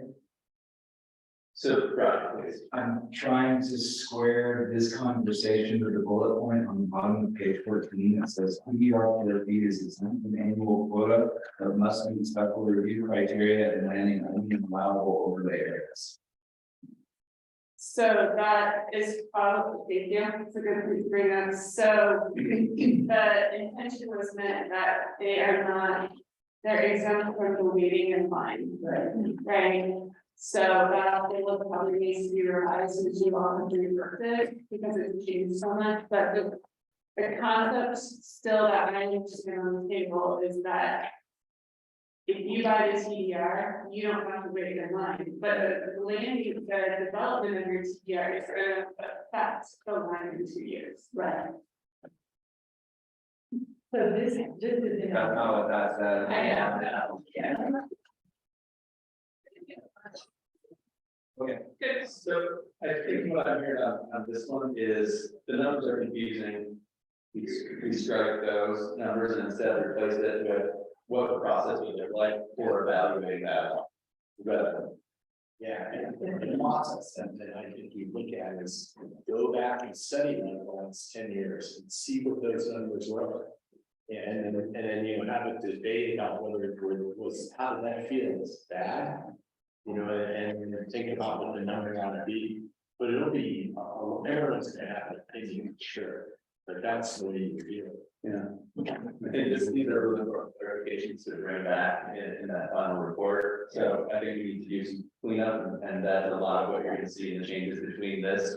In addition to what decisions you've made tonight, it's just general cleanup, which 719, I think the last thing on the agenda was to just do a straw poll about how are we feeling about this package as a whole. Want to know what would be concerned? Yeah. Still other subjects. Over the board. Thanks everybody for the art tonight. Thank you for hanging in there. So, yeah, does anybody have questions? Does anybody want to weigh in and give us your opinion? I just wanna say thank you to the staff here, good all this time and effort, because the data they provided, particularly has made it easier for me to come to a good decision based on facts, plus what I feel is my experience behind it. And I think that's one of the things that's achieved, helped us achieve the goal, Karen's goal of going to commissioners with a really straightforward message. And I think we've done a good job of staying in our lane. And I think that there are a few things that came up that are gonna be negotiated once it gets to the elected officials table. You gotta give them that movement. You have to, this committee has to allow them to have some position they can be flexible on, and we won't be successful overall. So that's my message. I think my idea of looking at what's been going on the last 10 years, it changes depending on what happens in Wall Street, you know, every day. And what I'm hearing feedback from people I talk to, and I have a lot of hats on. Is there's gonna be a big amount of pressure coming from Pekin County ahead of decisions that are made on our recommendations. So the pace should pick up, and you know, hopefully you guys are ready to absorb that, but I just, you know, this has been a great experience when I've had a large group format, so congratulations and thanks for listening to the public. Thank you. Is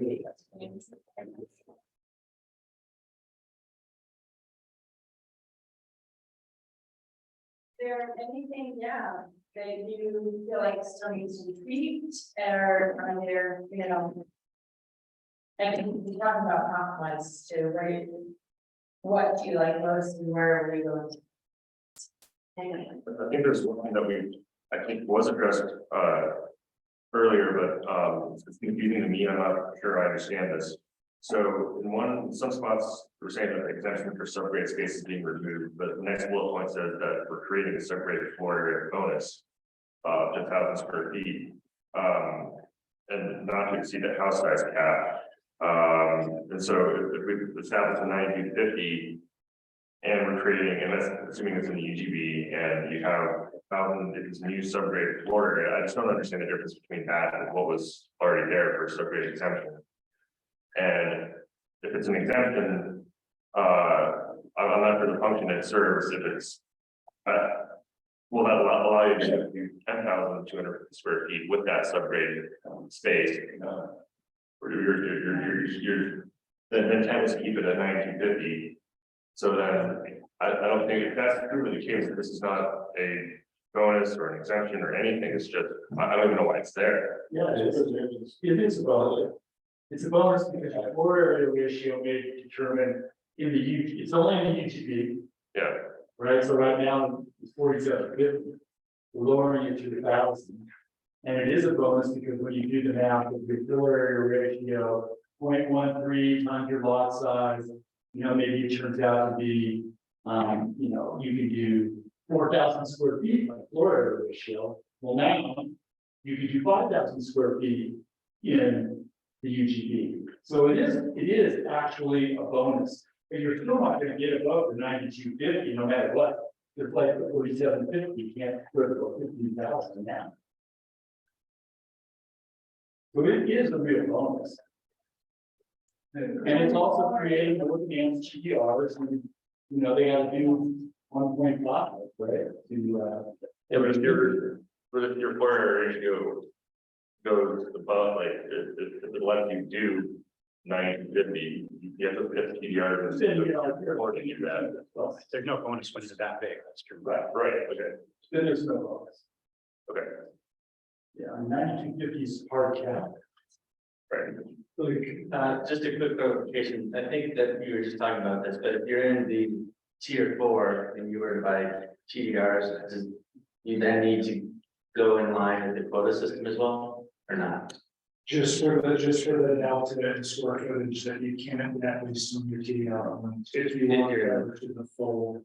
Okay, so if you're in an overlay area where, okay, but if you're in, okay, thanks. Real quick, because climate is our biggest issue here, and existing stock in this valley is the thing that's creating most of the carbon and greenhouse emissions. I highly recommend page 20, mitigation impact fees, also the revenues you get through transferable development rights are aimed primarily at retrofitting current and existing stock and making them more energy efficient. That's a goal, right? And I think that is the intent of those, I think Okay, but it's not written there, so. Yeah, we can clarify. Yeah. Yeah, so we will, wanna.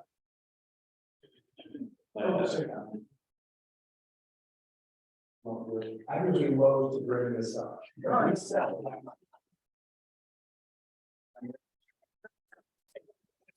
Phone call.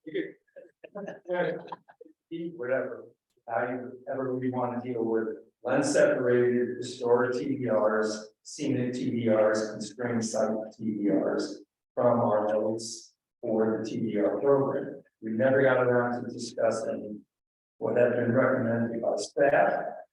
And there's been no discussion of historic.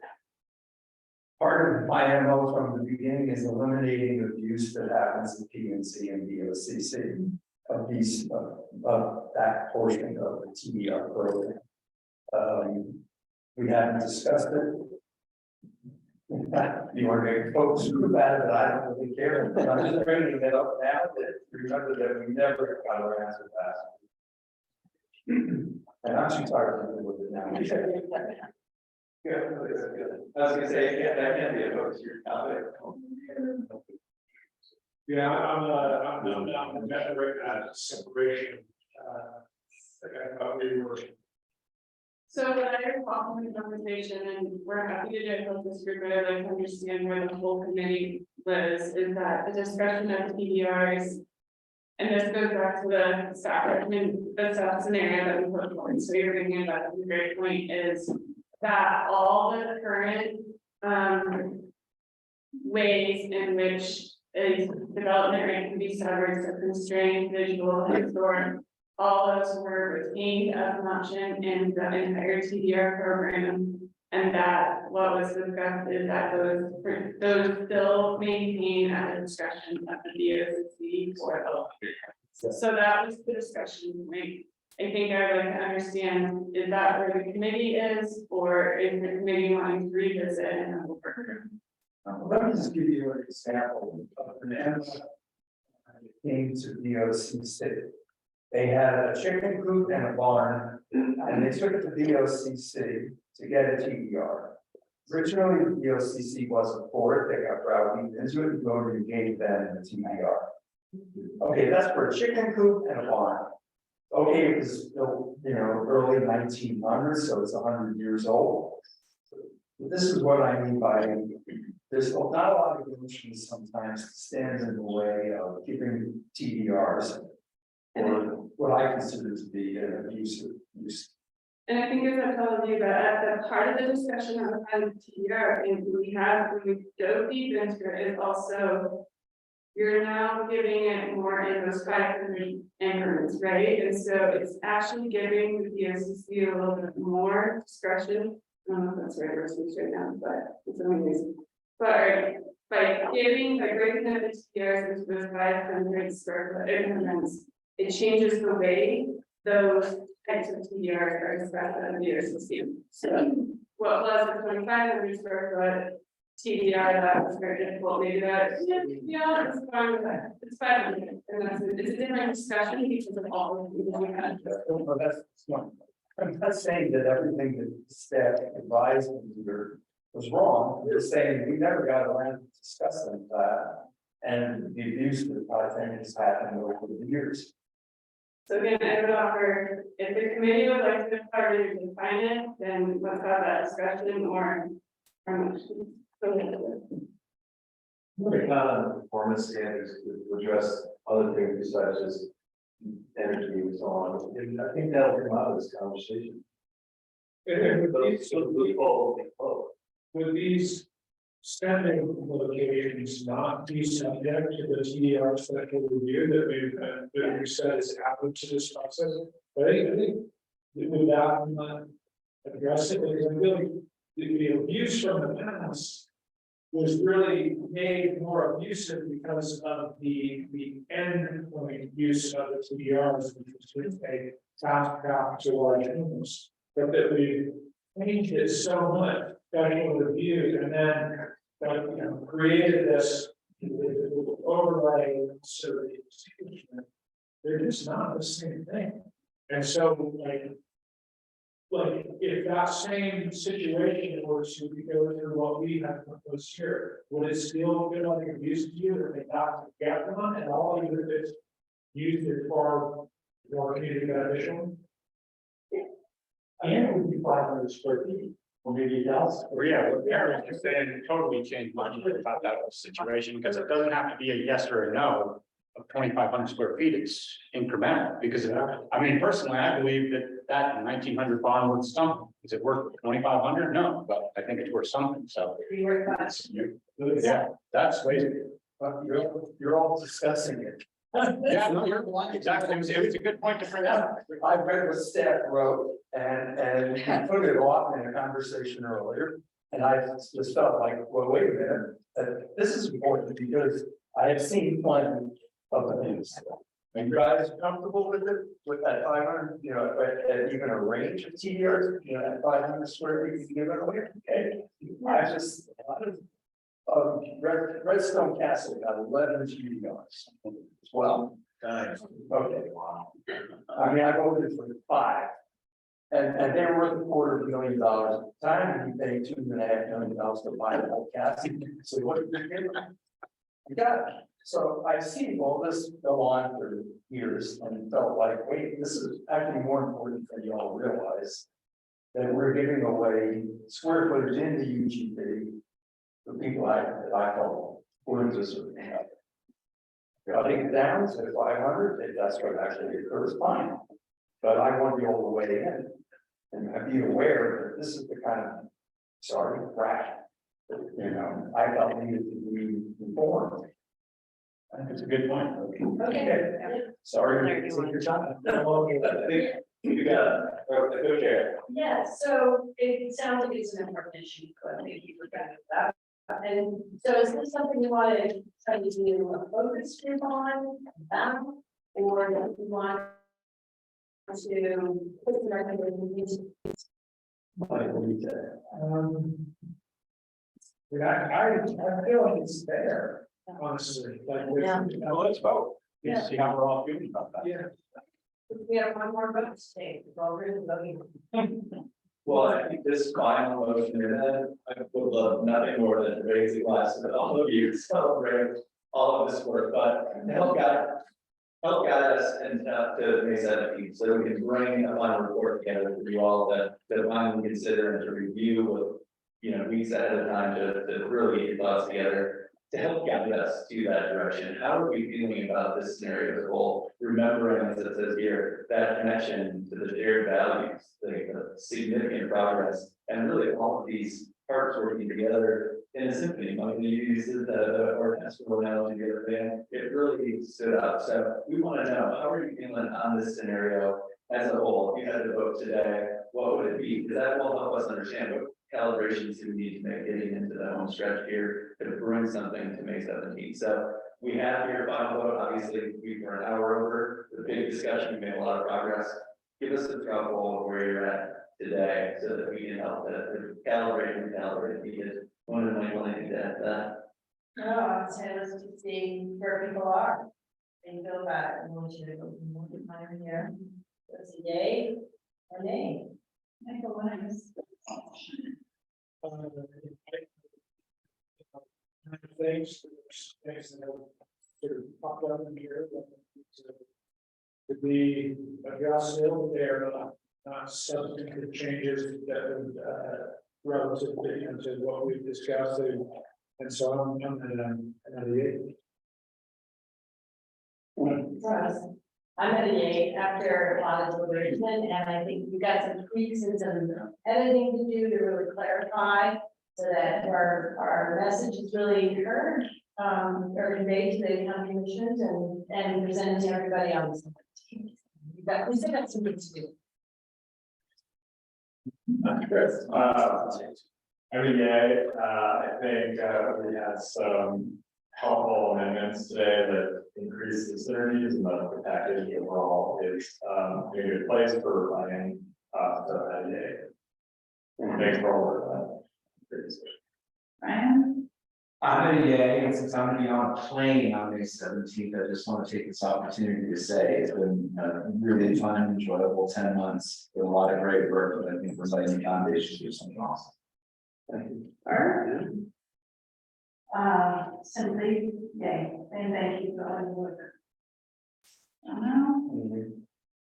Yes, we're looking forward to the affordable housing discussion. Yes, I'm also looking forward to the affordable housing discussion, and one piece I wish that could move it more else was some funding mechanisms for the affordable housing, the development side of it, right, that. Name? I'm gonna be out of country on May 17th, so I'm gonna miss that. I'll try to get my comments to you before. We did good stuff. I'm particularly excited about the expanded TDR program. I think that's, once people understand it, I think it can get how potentially incredible it is for lots of different reasons. So I'm particularly excited about that. Joe? Yeah.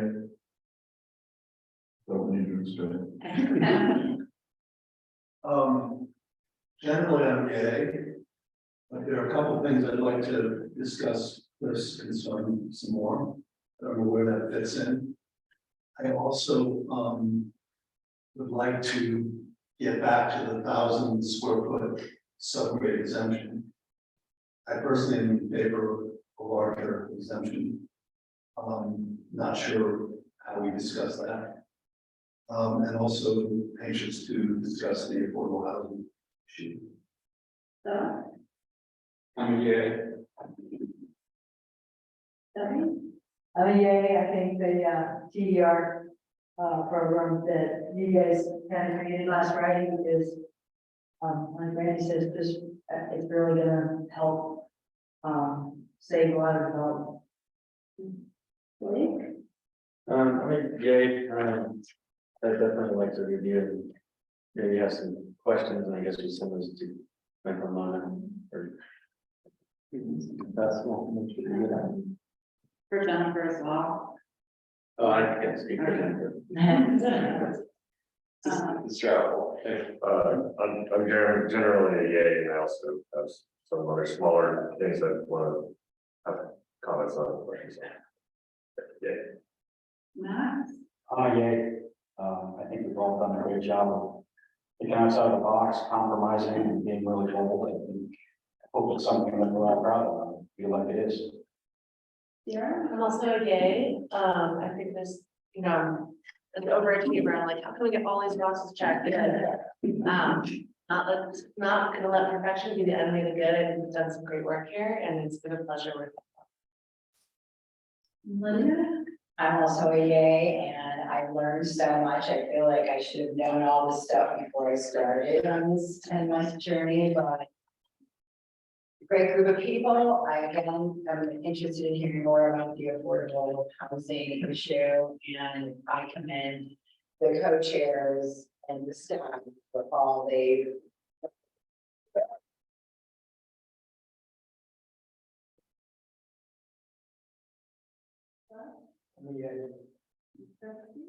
Oh, yay, and you guys all rock. What an honor to work with each one of you. They just seem fabulous. Did all what you just said. Me as well. I'm really happy we're doing the affordable housing breakout, and the TDR breakout, very productive. And after that, I think we got a very sound set of levers and dials, and I don't see them all being figured out in this group today, and how they all kind of work together, but they're there, and they all relate, and I think staff did a great job of pulling it together and making it all meaningful, and once again, grateful. Yeah, it was really a great job by the staff. It was impressive. Great. It all is stability. All the way through. And now we can go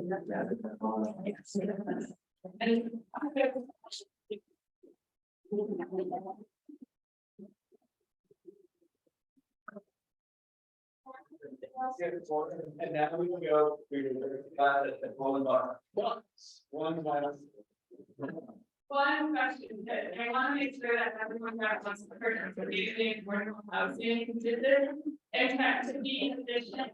Did it work out working TDR, if you put something on a schedule and you make it, you send comments, or do you need to find a more organized time?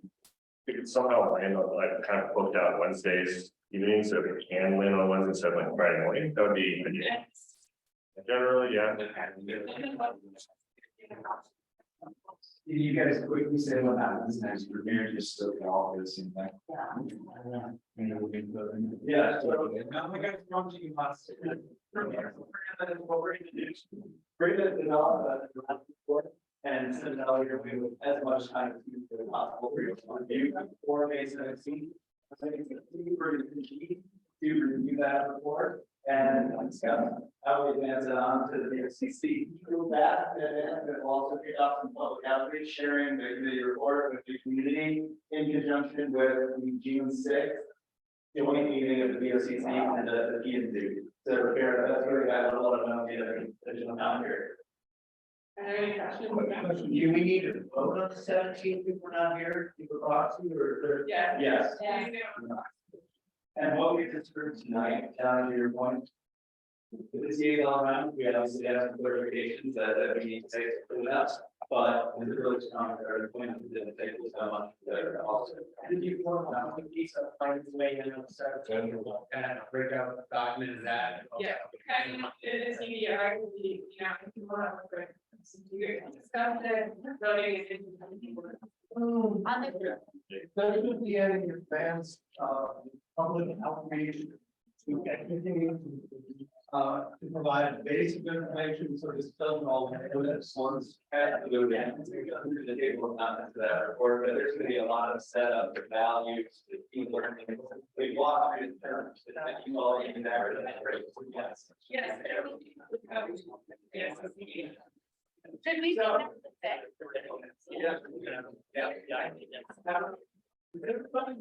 Yeah.